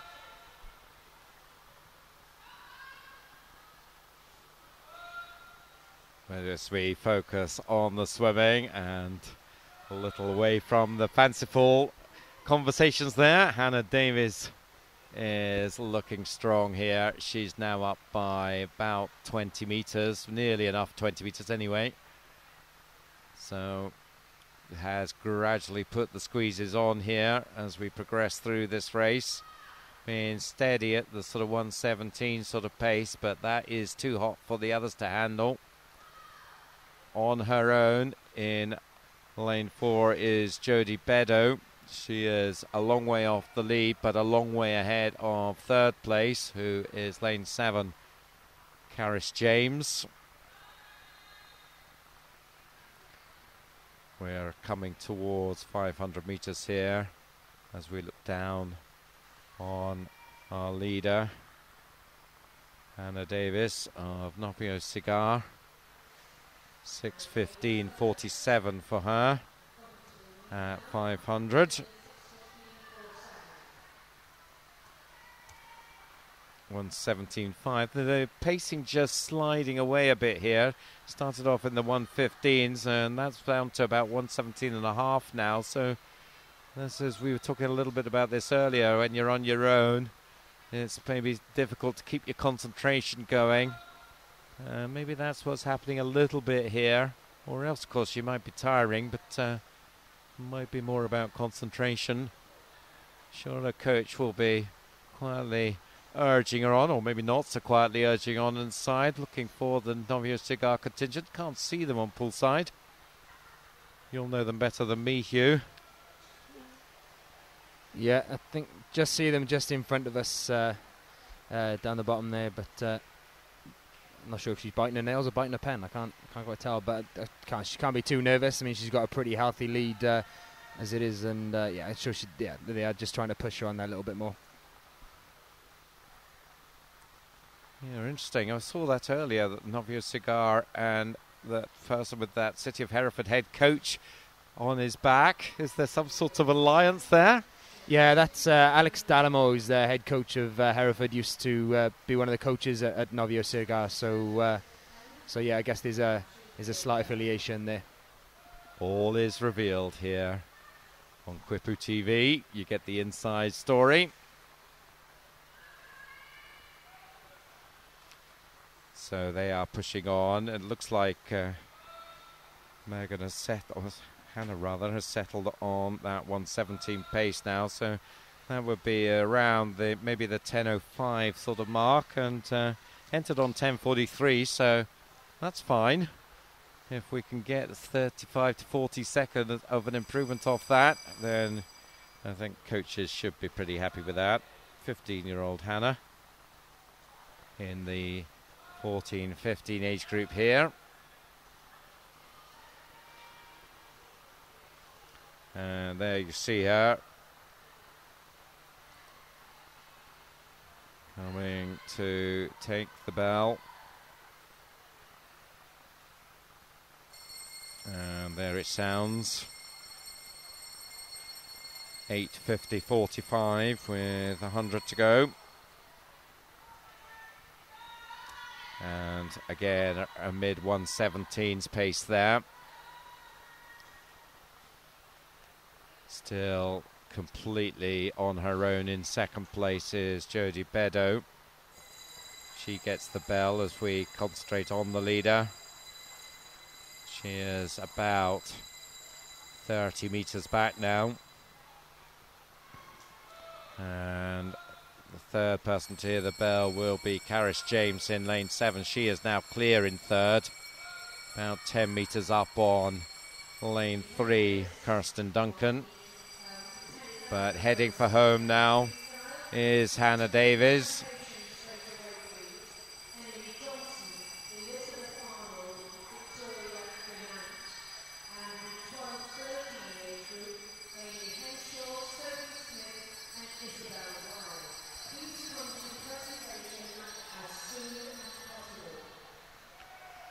So coming home then is our leader, Hannah Davies. 10:05.63, so a nice 1:15 to finish on. A couple of seconds faster than she had been pacing on. So 10:05 from an entry time of 10:43. You can't be unhappy with that. 38-second improvement. And she'll have a few seconds of relaxation as the remaining swimmers come in. Jodie Beddoe next in. She's finishing strongly. And 10:34.27 for her, so she improves by 8 seconds. Third is going to be the Pembrokeshire swimmer in lane 7, Caris James. 10:49 for her. Also inside her entry time of 10:54. The other girls, I think, will be a little maybe disappointed with their swims. They're not going to hit PB times. 11:01 for Kirsten Duncan. Just a wee dunk of the head there in the water just to cool down a bit from our winner, Hannah Davies, as the remaining swimmers bring the first heat to a close.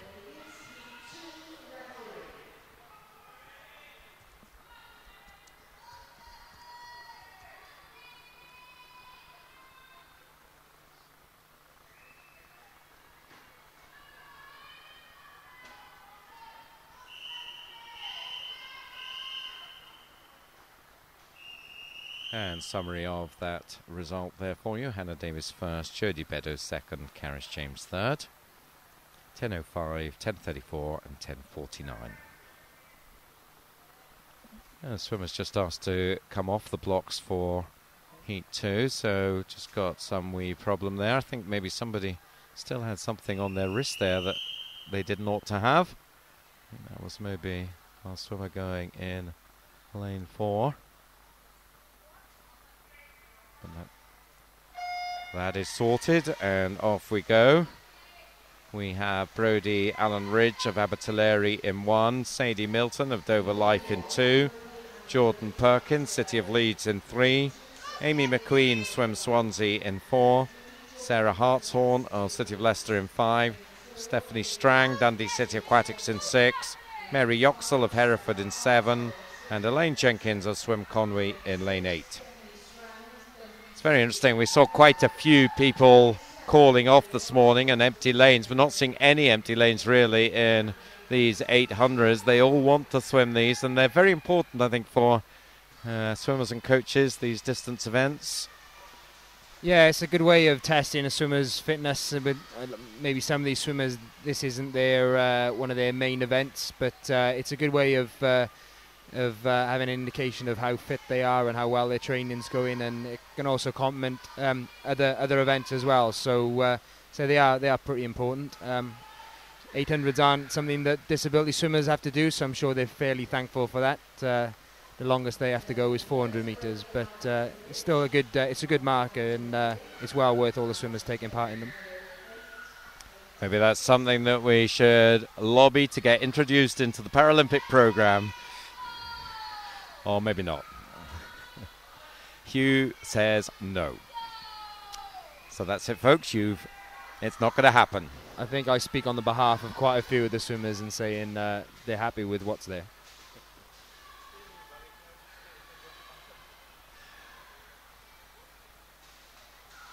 So you mentioned the IPC World Championships in Montreal. Who are Wales sending over there? We've got Morgan Peters, who was at the who finalled in the 100 backstroke of the Paralympic Games in London last year. He'll be going over, and so is Jack Thomas, who trains here in Swansea with Billy Pye. He'll be taking part in the S17 events as well. So yeah, we've got two very, very promising young swimmers taking part. Unfortunately, Liz Johnson and Nairi Kindred just missed out on qualification, but I'm sure they'll be working hard now to make the next major championships that's coming up. But yeah, it's good to have some of the younger swimmers coming through. We've had the old guard, so to speak. So it's nice for to see some new swimmers coming through. The Paralympic swimmers seem to have a bit of a longer career than maybe the able-bodied swimmers. Is that a reflection of commitment, or maybe less depth in the sport, or what is the reason for that? I think it's maybe partly down to the depth of swimmers. Obviously, you can imagine there's not an abundance of numbers of swimmers with disabilities taking part in events and Class 5, but I think you'll probably find now that that's changing. As it's becoming more and more competitive, as more and more swimmers are coming into it, that the older swimmers are finding it that little bit tougher, and there's a lot of younger swimmers that are coming into it now as well. So yeah, maybe that's sort of dropping off slightly, but yeah, there tends to be a little bit more of longevity in career for the disability swimmers. And I think it's a good testament to their commitment and the commitment of their programs and coaches as well, that they want to keep on doing it. They've got the desire to keep on doing it as well, because if you don't have that, then it's not going to work for you.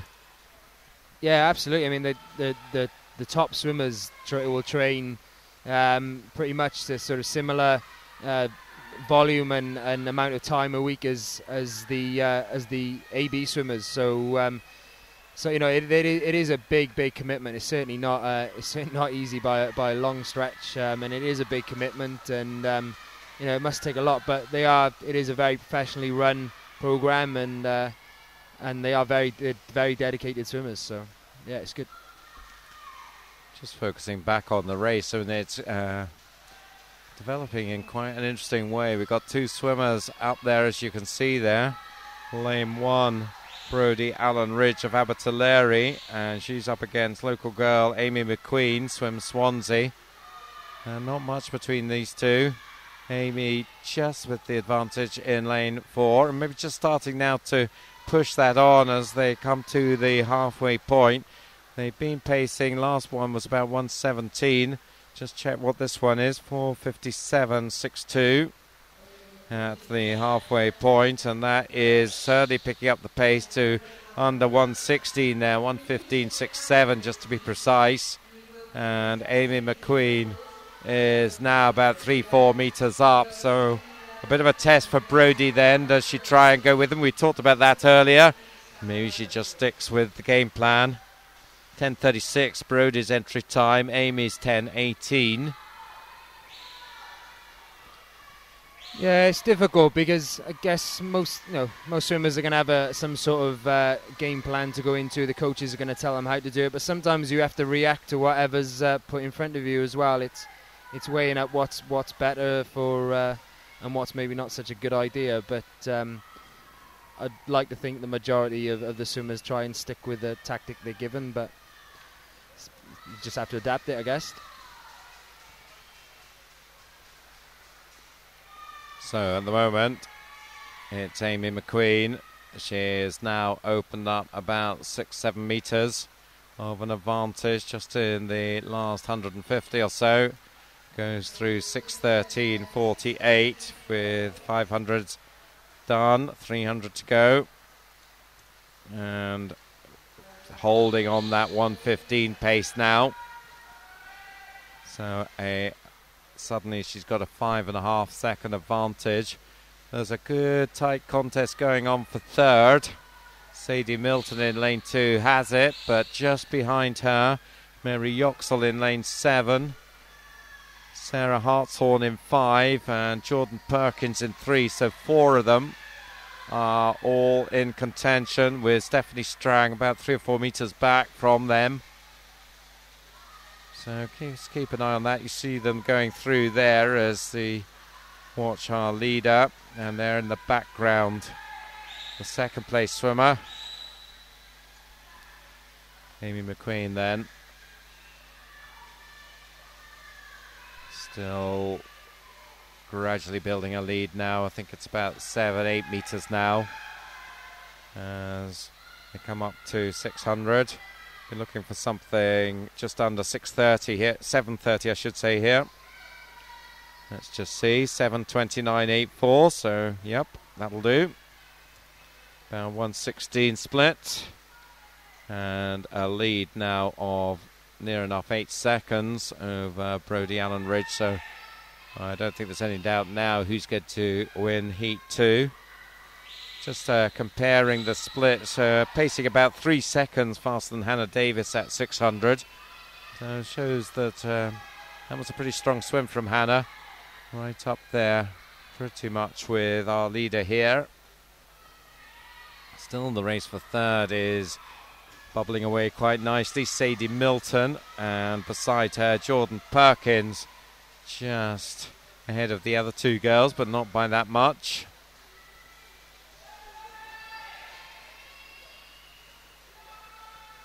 Coming down towards 700.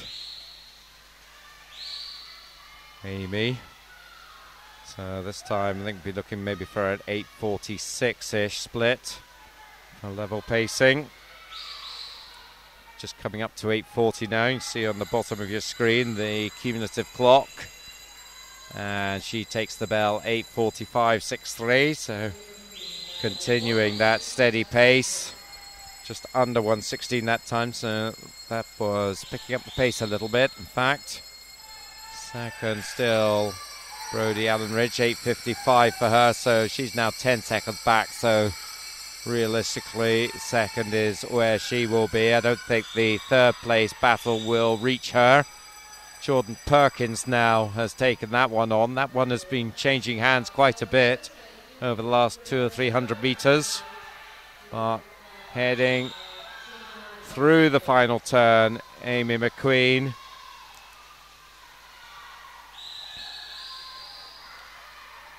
So if there is anything left in the tank, now is the time to empty it.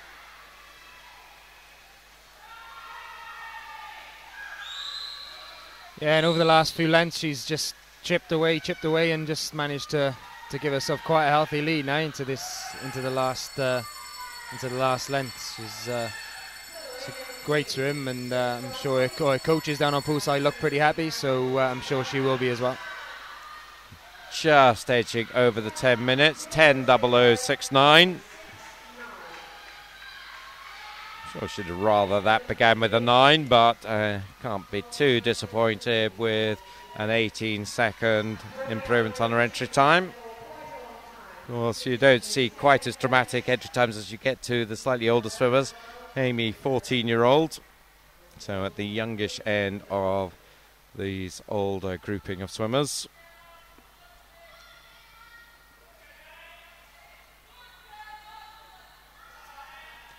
Finishing in second, Brodie Allen Ridge, 10:11.94 her time. Looks like a good conversation going on there between lanes 4 and 5. Lane 5, Sarah Hartshorn, the 4th place swimmer, behind Jordan Perkins, who won that battle for third, 10:17.51 her time. Couple of one time still to get on the board there that you can see, and one swimmer just completing her race in lane 8.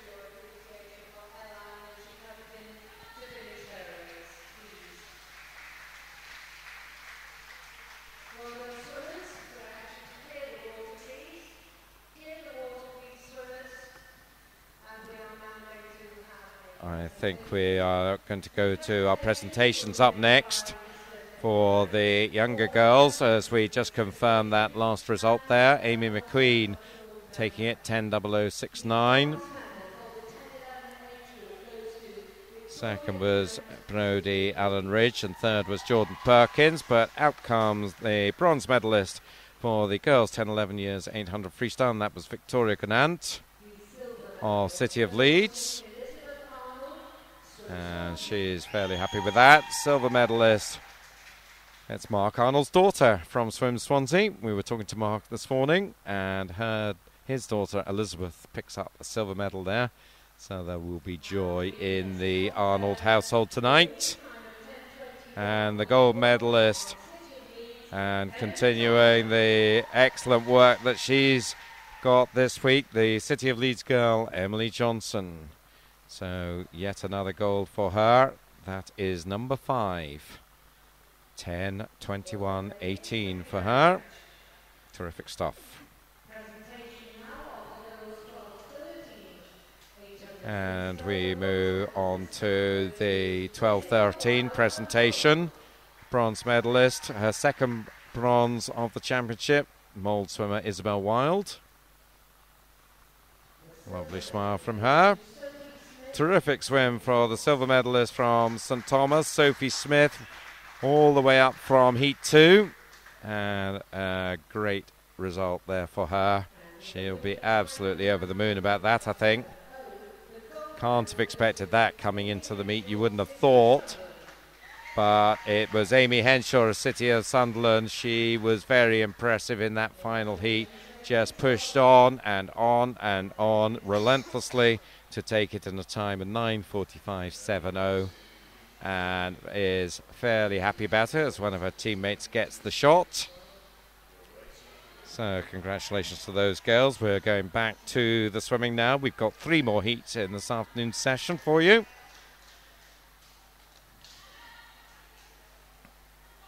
And a full pool once again for Heat 3 coming up.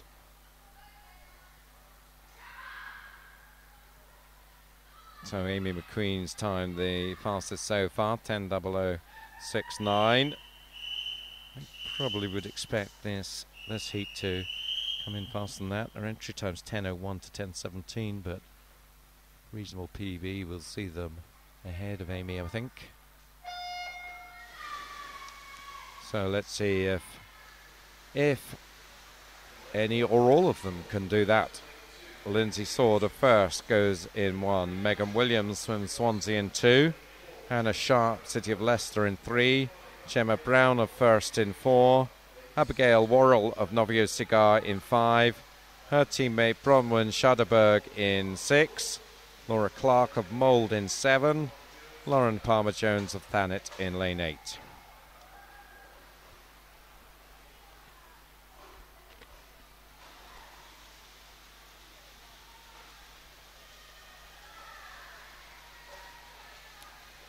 So some strong starts from lane 3, Anna Sharp, and on the near side in lane 8, Lauren Palmer-Jones. Girls from Leicester and Thanet respectively. Also on the far side, Lindsay Sword of First, and beside her Megan Williams of Swim Swansea. So these 4 all fairly close at the 100, going through 1:09.13 after the 100. Not quite as fast as the 100 split for Heat 2, or Heat 1 for that matter. All fairly close though, 1:08s, 1:09s. It looks like maybe we're going to see quite a lot of action over on the far side here. And there are the 3. Also on the near side, not too far away, Lauren Palmer-Jones, but it's Lindsay Sword, Megan Williams and Anna Sharp, the 3 up there at the top of your screen, headed in lane 3 by Anna Sharp, the girl from Leicester. Anna in the 16 to 18s, Lindsay and Megan beside her in the 14-15s, so is Lauren Palmer-Jones in lane 8. Yeah, it's a nice little battle going over there in lanes 1, 2 and 3, and swimming in lane 8 is coming into it maybe a little bit as well. But it's best not to get too carried away from what I've learnt on the 800s at the very start, because it can change quite rapidly, I think. So The 200 split, 224.59, pretty much identical to the two previous heats, all three of them in the 224 territory. So 115 pacing.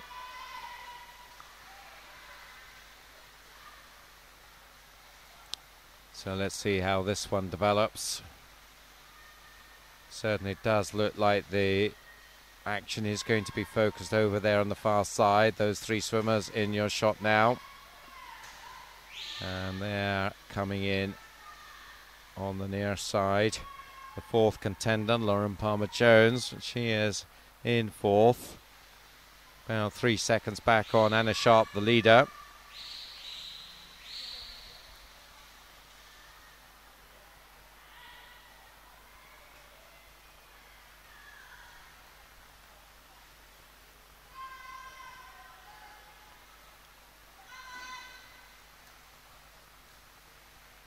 So another 115 would mean that they would be around the 340 mark at 300s. Let's just have a look and see where they are. Right on that, 340.25.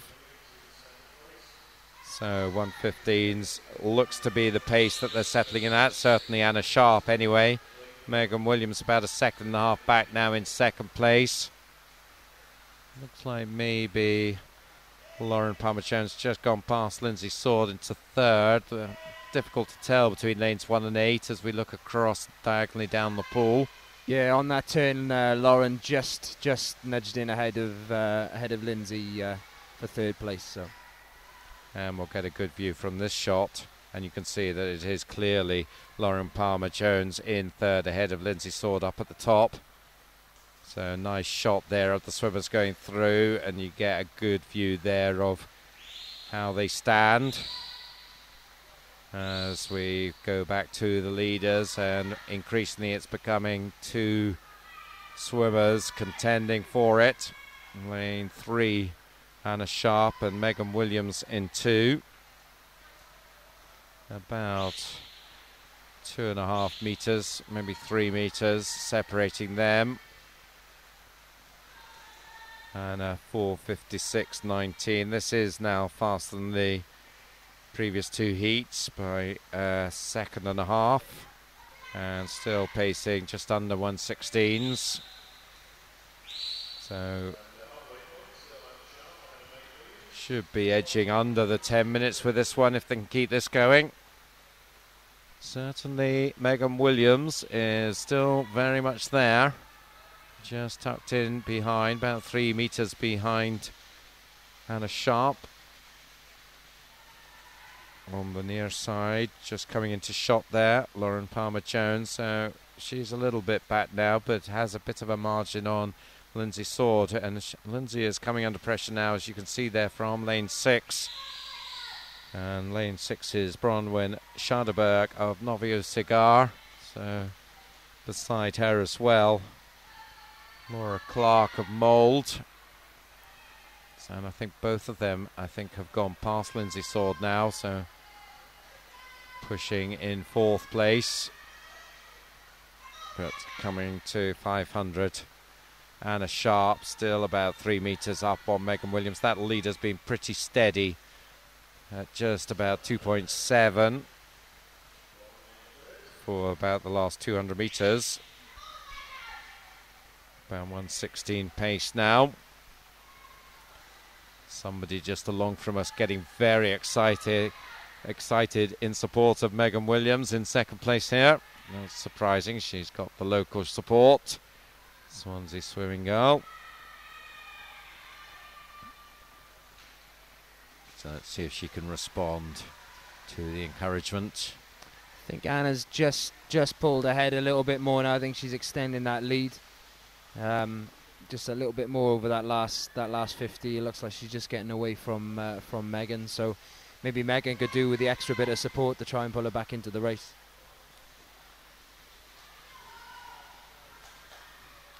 The role of swimming parents is an interesting one, really, isn't it? Because you clearly want to encourage and support the swimmer and their coach, but you can't get in the way of that swimmer-coach relationship either. So there's a fine balance to be drawn as a swimming parent to provide that right level of support. Of course, the big commitment as a parent to get up and get your swimmer to the pool every morning. I was going to say at the crack of dawn, but very often way before the crack of dawn. So the swimming parents around the UK take a bow.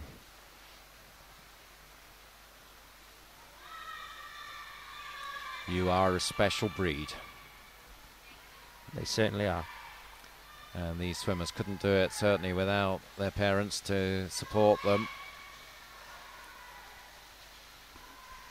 Yeah, and a lot of parents as well help out with volunteer at clubs and obviously do bits of coaching, and so it's not just the stuff they do for their swimmers. It's some of the work that they do with clubs and behind the scenes as well. So they do play an important part. So yeah, obviously support they give to their swimmers is obviously vitally important. They're the ones that the taxis, they're the ones that ferry them around and pay for hotels for them to go to competitions, etc. So it couldn't really be done without parents. So Anna Sharp then, 8:42.77. And really picking up the pace there, under 1:15 pace for that penultimate 100. So she is putting in her bid to go under 10 minutes here, and I think she's on schedule to do that. Second place is going to be Megan Williams, almost certainly, I would have thought. She's not going to catch our leader now, as you said, Hugh. She's just fallen back in the last couple of 100 metres and has to focus on a good solid swim. And second place with lane 8, Lauren Palmer-Jones, looking good for third as they go through the final turn, led by Anna Sharp. So it will be the Leicester girl coming down this final length is going to take this one.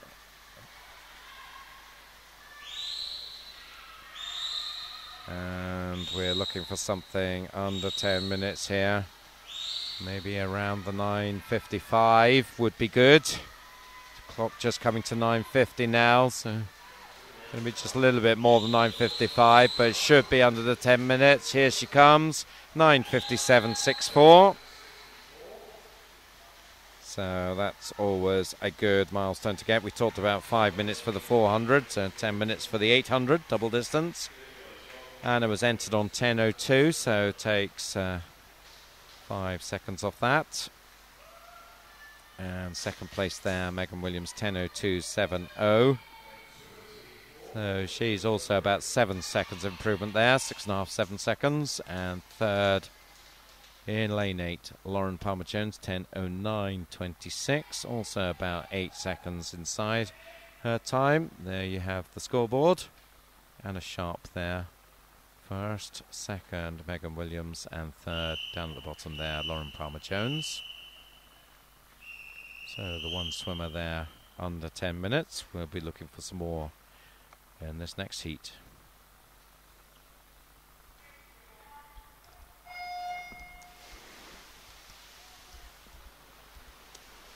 All these swimmers, in fact, with times under 10 minutes. Times range between 9:45 and 9:59 as we run through the field. Emily Walsh of Lincoln Vulcans is in 1. Megan Branney of Dumfries in 2. Calypso Harvey of Ledbury in 3. Ellie Plumley of Torvin Dolphins in 4. Emily Crane, City of Leicester in 5. Elizabeth Cleland of Kelso in 6. Holly Bell, City of Leicester in 7. And Ellie Cox of Sevenoaks in lane 8.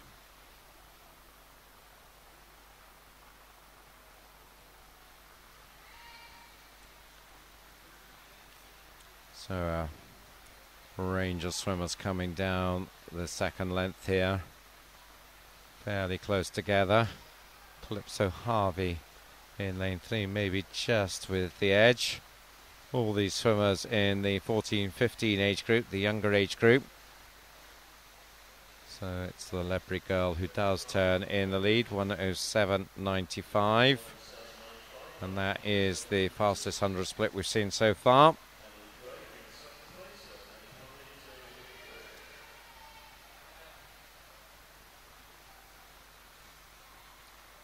all lined up behind Calypso.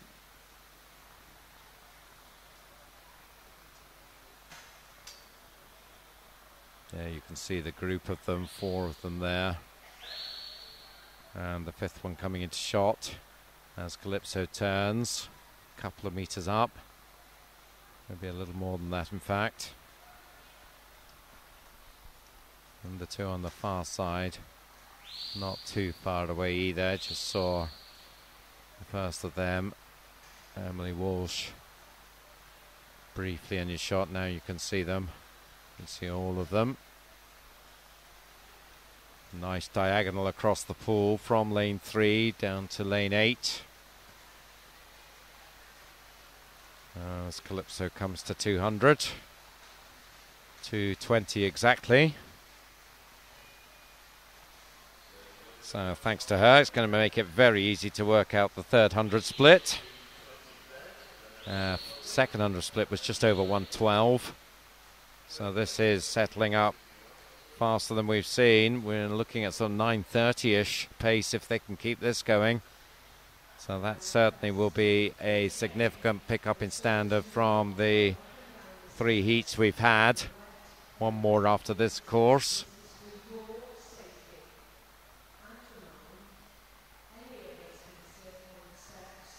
Calypso, Harvey and Ellie Plumley first and second. That lead is staying fairly steady there, just over the body length. If anything, maybe Ellie Plumley is starting to claw it back here.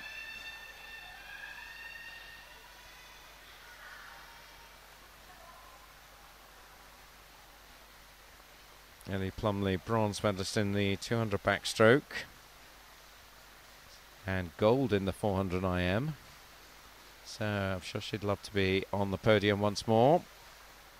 3:33.02 for Calypso, so I can confidently tell you that was a 1:13 split. 1:13.02 split to be precise.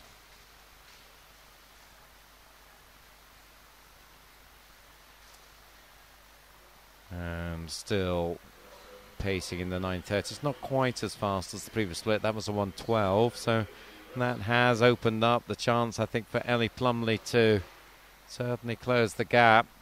There's only 3/4 of a second between them now. Third place is Emily Crane of City of Leicester. She's reasonably well clear of a 4-way contest for 4th. But if we just focus on the front there, you can see the 2 swimmers not too far apart now. As they come towards halfway, there's only, well, less than a metre now in it. And Calypso, I think, is, well, maybe going to be overtaken. Not quite at that turn, but I think that may be coming for 46.21. Nice turn, mine. I mean, she hit they both hit the turn about a 100th of a second apart, but Calypso came out of it with a little bit more distance. Again, going back to what we've spoken about before about the importance of turns, it's just given her, or it gave her that little bit extra coming out of that. So with 16 lengths of the pool, of course, lots of turns to work on. So turns are important in the distance swims.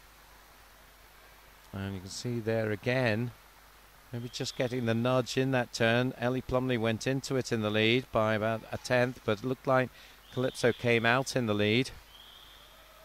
So if you do that every time, picking up maybe a half a metre or a metre, that all adds up.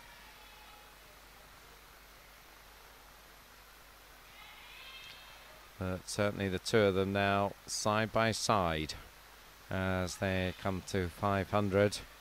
So you did think that maybe Ellie Plumley would go past and away from Calypso, so hats off to Calypso here to just lock in and swim right alongside her now. Just 300ths in it at 500. Yeah, and again she came out with gaining a little bit more distance, which is going to mean that Ellie's got to swim that little bit more, that little bit faster to try and make that up. So, which could be enough to give Calypso the edge with this. Yeah, because it just does mean that you're always just trying to pull that back, so you're working maybe that little bit harder. Let's see how this develops. There's a 10th in it. Calypso this time again look to just get a nudge in that turn once more. So good stuff from Calypso Harvey of Ledbury. Really clearly has worked very hard on her turns over the months, and that is helping her cause. You can't discount Emily Crane in this one in lane 5. She's about 5 or 6 meters back, but that could still get clawed back as the two once again absolutely together there. Going through 600, 7:13.76, and this is getting repetitive because again we saw Calypso just getting the edge there. Pace of the both of them just dropping a little bit down to a 1:14 that time. Maybe that just opens the door for Emily Crane to try and come back at them. Lizzie Clalland of Kelso on her own now in 4th place. There was a tight contest there, but she seems to have broken away. We'll see her come into shot shortly in the black cap. There she is, but our leader's a long way clear of her. Yeah, and it'll be interesting to see who's got the best kick on this last 100 coming up. So obviously the turns have been really important for Calypso just to keep her nose in front. But it'll be good to see who's got the most left in the tank now for this last 100. So they're going to be very close going into it. I think maybe Ellie Plumley will just have the edge, but not a lot in it at all with 100 to go. Again, Calypso coming through that turn and definitely came out of it ahead. So really good stuff from her there. You can see her advantage there. Now she is driving on. Ellie doing her best to go with her. There's maybe half a meter in it now. You get a better view of it there. It's increased maybe to a meter advantage. Once again, Ellie Plumley working hard to try and close it down again as they come to the final turn. Maybe a last chance for Calypso to extract further advantage. And certainly coming out that turn with a meter or so's advantage still. So Ellie Plumley has it all to do now down this last end if she's going to catch Calypso Harvey. It is the girl from Ledbury with the advantage here.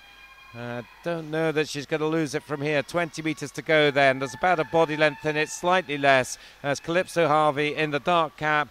And then beside her in the light cap, Ellie Plumley. They're going to be the 1-2. Looks like Calypso is going to lead them in. It's pretty close. Calypso takes it. 9:39.69 for her. 9:40.08 for Ellie Plumley, with Emily Crane taking third. 9:44.04. So looking at their entry times, Calypso entered on a 9:46. So she takes 7 seconds away from that. 9:45 for Ellie Plumley, so also an improvement, 5 seconds or so, and Emily Crane nudging a second or so off her time.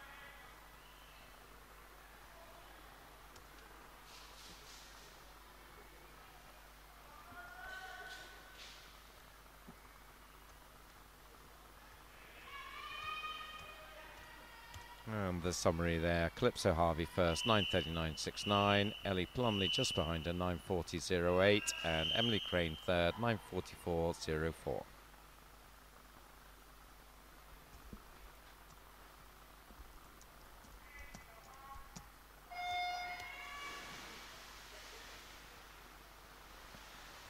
So the final heat of the afternoon session, heat 5 here. We have a field of Charlotte Marsh of Maxwell in 1, Emily Hewitson of Dumfries in 2, Emma Mitchell of Sevenoaks in 3, Katie Rees of Bridgend in 4, Lucy Emerson, City of Leeds in 5, Bryony Woolley of Chase in 6, Jenna Lafferty of First in 7, and Megan Squire of City of Cardiff in lane 8.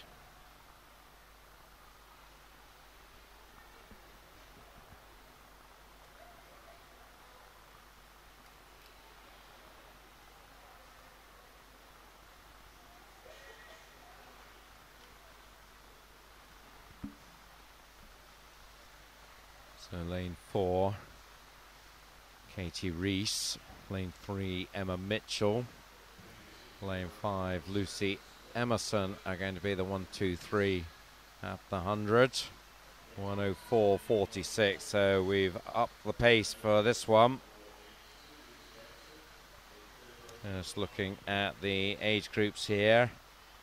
The 14-15s are represented with 4 swimmers. Emily Hewitson in 2, Katie Reese, our leader, in 4, and the 2 on the near side, Jenna Lafferty and Megan Squire, the other 4 in the older age group. And Emma Mitchell, one of them 7 Oaks swimmer, now has the advantage. 139.17, just ahead of Katie Reese and Lucy Emerson. So as far as medals is concerned, Emma Mitchell and Lucy Emerson are competing against each other. Katie Reese in the younger age group in between them.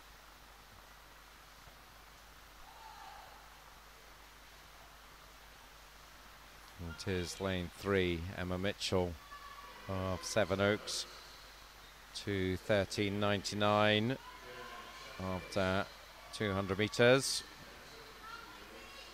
109.5 split, so at that stage about 6 seconds faster than the previous heat, so we are definitely in new territory in terms of time here.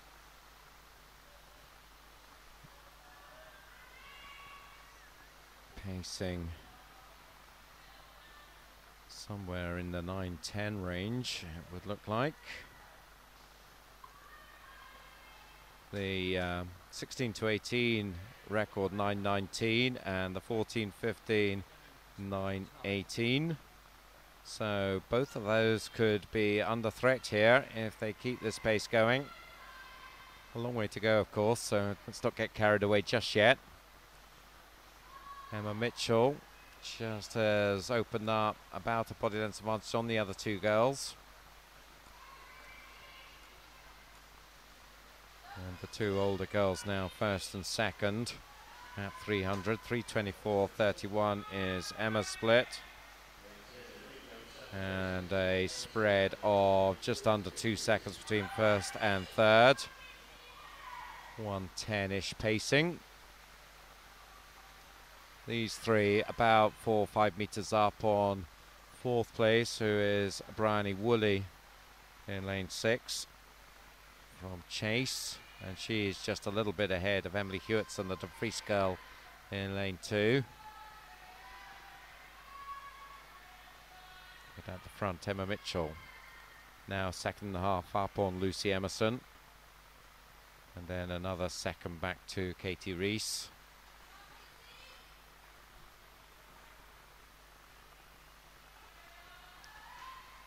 Contrast in the way the legs are going, so Emma Mitchell working the legs pretty hard, and lane 5 Lucy Emerson just really seems to be using them as almost a bit of a rudder, and just the little gentle flips.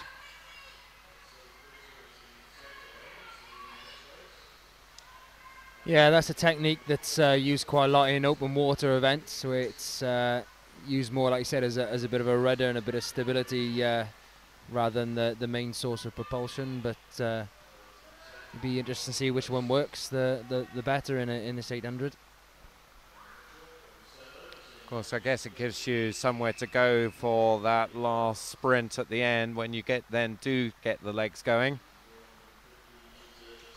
Yeah, I think it's obviously down to the swimmer themselves and maybe their makeup as well. What suits them. What suits one might not necessarily suit another. So I'm sure she'll have a little bit left in for that last big kick. I'm sure somebody told me once, can't remember who it was, that the legs are the biggest muscles in the body, and therefore if you're working them hard, you're actually using up a lot of energy. Is that a fair comment? Yeah. I mean, I'm not talking personally myself, but they certainly, obviously they are the biggest and the most powerful muscles in the body, so it would seem to make sense that they would use up the most energy when they're being used, so maybe they're a good thing to just to hang on, have a little left in to use as something for the end. But anyway, the swimmer who is leading, Emma Mitchell, is using those legs hard, and she is driving hard on a very consistent 1:10 pacing. So in for the mid 9:15s, 19s, that sort of time, maybe slightly faster. So it's certainly working for her. Her lead is building here. You just get a sight of second and third there, about 4 or 5 meters back on Emma Mitchell. Lucy Emerson still has second from Katie Reese, still just a second between the two of them. Of course, as I mentioned earlier, different age groups, those two girls.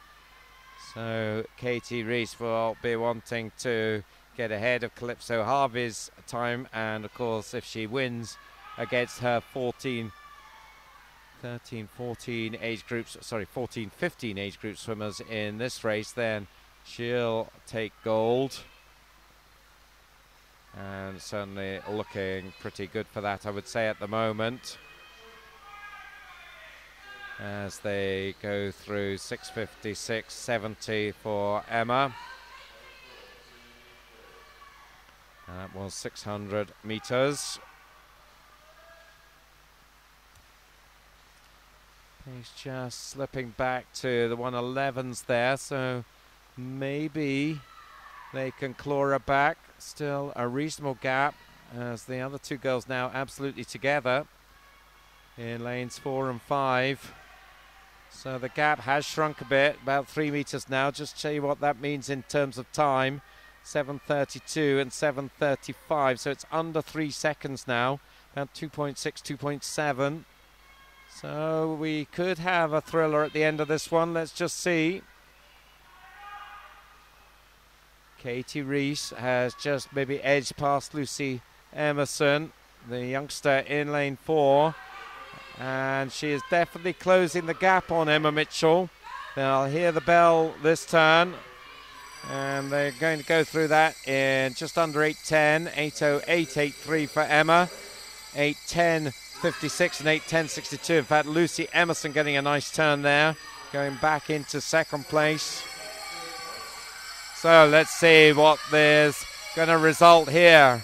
This is going to be very interesting indeed down this last 100 meters, because the yellow cap lead swimmer, Lucy Emerson, I think is smelling blood here.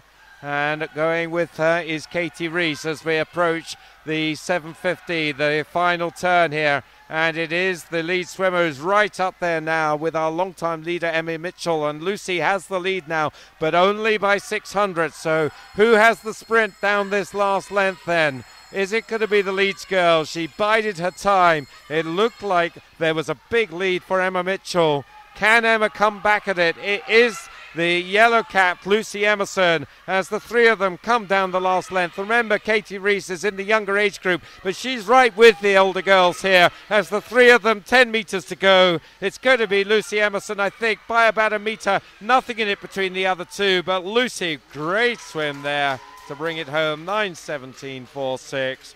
Entry time 9:30, so should be well happy with that. Katie Reese also a great swim, 9:17.99. Emma Mitchell, I'm sure will be a little disappointed with third place, but less so with her time, 19:18.02, 16 seconds inside her entry time. So great swimming from those three girls. Yeah, and just over half a second covers the first three as well, which is doesn't get a lot closer than that. And it was touch and go all the way on that last 50. Wondered whether Kate Reese in lane 4 could just have nipped through, but Lucy Emerson did just about enough to make sure she had a good lead. Yeah, and it takes a special strength of character, I think, to just get those sprints going in a tight race at the end of this distance race. You've been in the groove. You have to get yourself out of that groove into the sprint in that last 50, and that is tough, and those three girls did it magnificently there. So our swimming is done. We'll just wait for confirmation of our medalists in that as we see the summary there of that last race. Lucy Emerson then taking it, 9:17.46. Katie Reese second, and that will give her gold, I'm sure, in the younger age group, 9:17.99, and just 300ths behind her, Emma Mitchell, 9:18.02. Just looking at that next one, Bryony Woolley. So 9:30 for her. So she is in the 16 to 18. I think that will give her bronze in that one because that was faster than the previous heat. We'll wait for confirmation of that, but I'm pretty sure that will be the case. So I think the older swimmers will be Lucy first, Lucy Emerson, Emma Mitchell second, and Bryony Woolley third. Katie Rees certainly will be picking up the gold in the 14-15 age group. Just trying to work out who might be joining her on the podium. I think Megan Squire will be there, 9:31.49 for her out of lane 8 there. I think that will be good for the silver medal. And I think maybe Jenna Lafferty in lane 7 beside her will take third, but that's my surmising. Don't take my word for it. Let's wait and see how it transpires. That's the good view of the poolside announcing team we just saw there. The multi-talented Norma Rolls in the red. We decided yesterday there is nothing that she can't do. She can sing the national anthem beautifully. She is president of Swim Wales, so she keeps all the troops here in Wales firmly in line. She's announcing. She gives out medals. What a girl. Well, not tying 1, 2, 3, or 101 I should say, not tying 101 there. Have you got it mastered? Got it sussed? You should have something in your hand just to practice them, I think. There's our trusty officials. What a job they've done. We talked about the role of volunteers, and a lot of them will be swimming parents, I'm sure. So great support. Look up there. I think that's the Pembrokeshire crew. We're just hearing, I think, the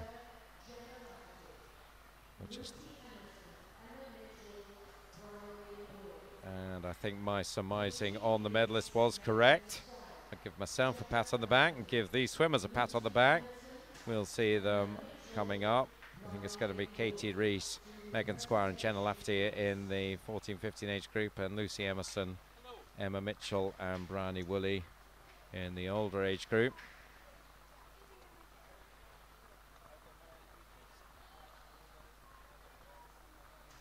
So great swimming from them. Just looking at the records as well. So 17:46 that time from Lucy Emerson. That was a new 16 to 18 record. And Katie Rees 9:17.99 just nudges the 14-15 record. So not only did we see some great medal winning swims there, we also saw 2 championship records. So both Lucy and Katie breaking the championship record there, so they should be very pleased about that. And very good quality of distance swimming for us to have enjoyed. I think the swimmers will be making their way to the podium area at the moment. Don't see any of them there. Get the camera out for the shots, getting the right lens. Oh, there's some serious lenses there. And off to get the shot that we're looking for. There's the box. I think they've done their work. That's Norma.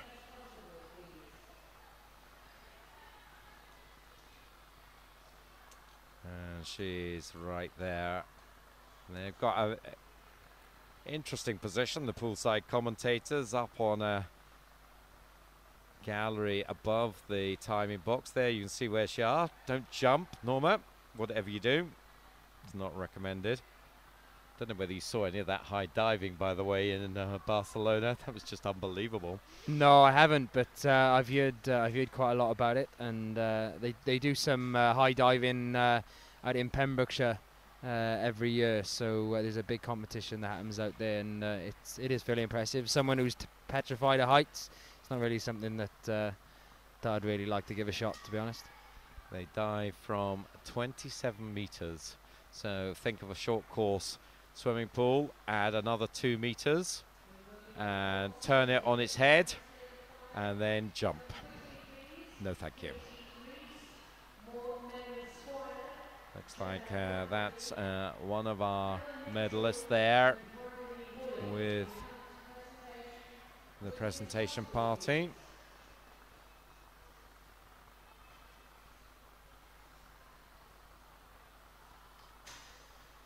Just while we wait, it gives me a chance to remind you about our continued coverage. It's coming up to 4 o'clock now. We'll be back on air just before 5 o'clock. The swimming this evening starts at 5 o'clock for our finals from this morning's heats.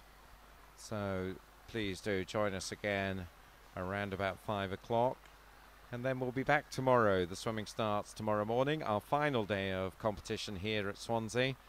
We'll be back at 9:30, and we have an early final session to allow swimmers time to drive back home, wherever they're coming from. So 3:30 will be our final session tomorrow afternoon. So Friday afternoon, 3:30, early start for our last set of finals. That will be session 20. And we expect to be finished around about 5 o'clock tomorrow afternoon, and then we'll be packing our bags and dismantling all the camera equipment and making our way home as well. But still, plenty of swimming before that happens. Finals tonight should be thrilling. 50 frees in particular are always thrilling, and a full day's session tomorrow to finish us off on. So we are now moving to the presentations. We're going with the 16 to 18 years first, and coming up for the bronze medal from Chase is Bryony Woolley. There she is in the yellow, so congratulations to her.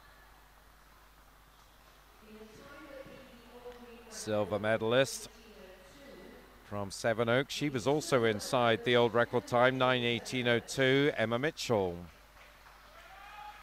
And here she comes. Whoops, nearly slipped off the podium there, didn't want to do that. And the gold medalist, so the new championship record, 9:17:46 from City of Leeds, continuing the great meet that Leeds are having, Lucy Emerson. Yep, let's get the picture before you go. And Leeds Hooters were going there to greet Lucy as she came onto the podium. And I'm sure we've not heard the last of them just yet. So we've just got one more piece of business to go, the 14, 15-year-old presentation. Don't know what's happened to those girls. See the Leeds crew all up there at the far end. I don't know whether we can pan onto them, a great mass of yellow. Well, it looks like, in fact, we're going to go back to podium because we are ready for that 14-15 presentation. Out comes first swimmer Jenna Lafferty to pick up the bronze medal. And a nice wee chat as the silver medalist comes on. City of Cardiff girl Megan Squire. So Megan, we've seen on the podium before. Always very helpful when they've got their name on their shirts. Just make sure we absolutely know who they are. And another meet record going there. Katie Reese, 9:17:99 for her. So good swim from the girl from Bridgend. And the three of them look pretty cheerful there as they gather for one for the scrapbook. And Katie Reese there from Bridgend. Excellent swim from her. Bridgend have had a pretty good meet. Yeah, they've got it's another one of Swim Wales' performance centres in Bridgend, and they've got a depth of very good swimmers. Their program's run by Phil Maluish, who is an ex-Commonwealth Games swimmer.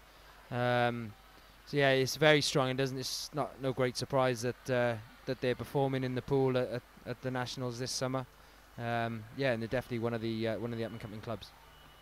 So with that little peen of praise, we will close our transmission here of session 17.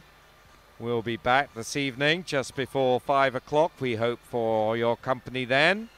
But meanwhile, from Swansea and the British Gas Swim Wales Summer Nationals, I'm Duncan McKinnell, my co-commentator Hugh Griffiths. Between us, we wish you a very good afternoon.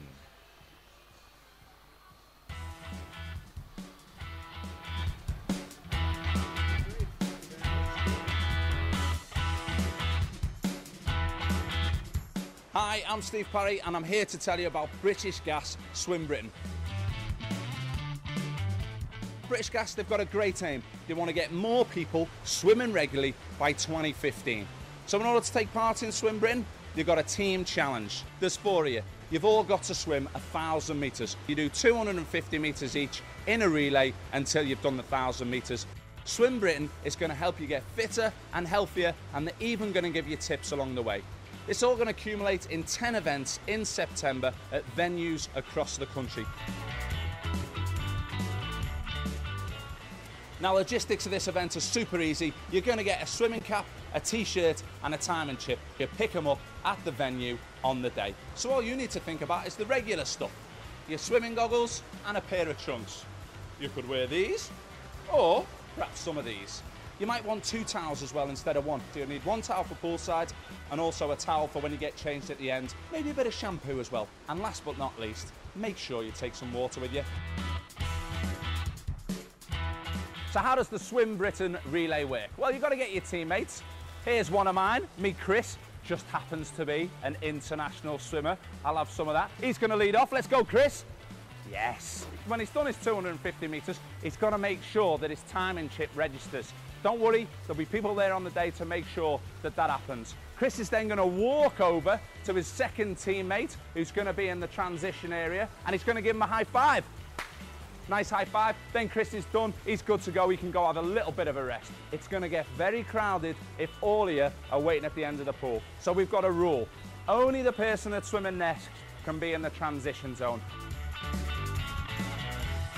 So Swim Britain's going to be like no event you've ever done before, largely because of these bad boys. They're actually called boys, and you're going to have to swim around them. When you're swimming down the pool, you've got to keep the buoy to your left-hand side. And when you're swimming back up the pool, you've got to keep it to your right-hand side. Just keep an eye out for them. Big orange things, can't miss them. Stay as tight as you can to the buoy. You've only got to swim 250 metres. There's no point swimming any more than that if you don't have to. Once you've got your team together, make sure you get the opportunity to train together. Set yourself both an individual goal. You know what? Challenge the other guys on your team as well. You might surprise yourself and with some good training, beat the time that you thought you were going to go. What about making some hoodies with your team name on there? You're taking on everyone else in Swim Britain. You've got to get in there with the right frame of mind. Maybe you want to go in some fancy dress. I don't suggest you swim in the fancy dress. That might slow you down a little bit. Maybe you can even come up with your own song, you know. I can see all 4 of you doing the Gangnam Style. Maybe not. But most of all, make sure there's some cracking banter between you and your teammates, and let's maximise the fun that we're going to have on Swim Britain. Good luck and enjoy.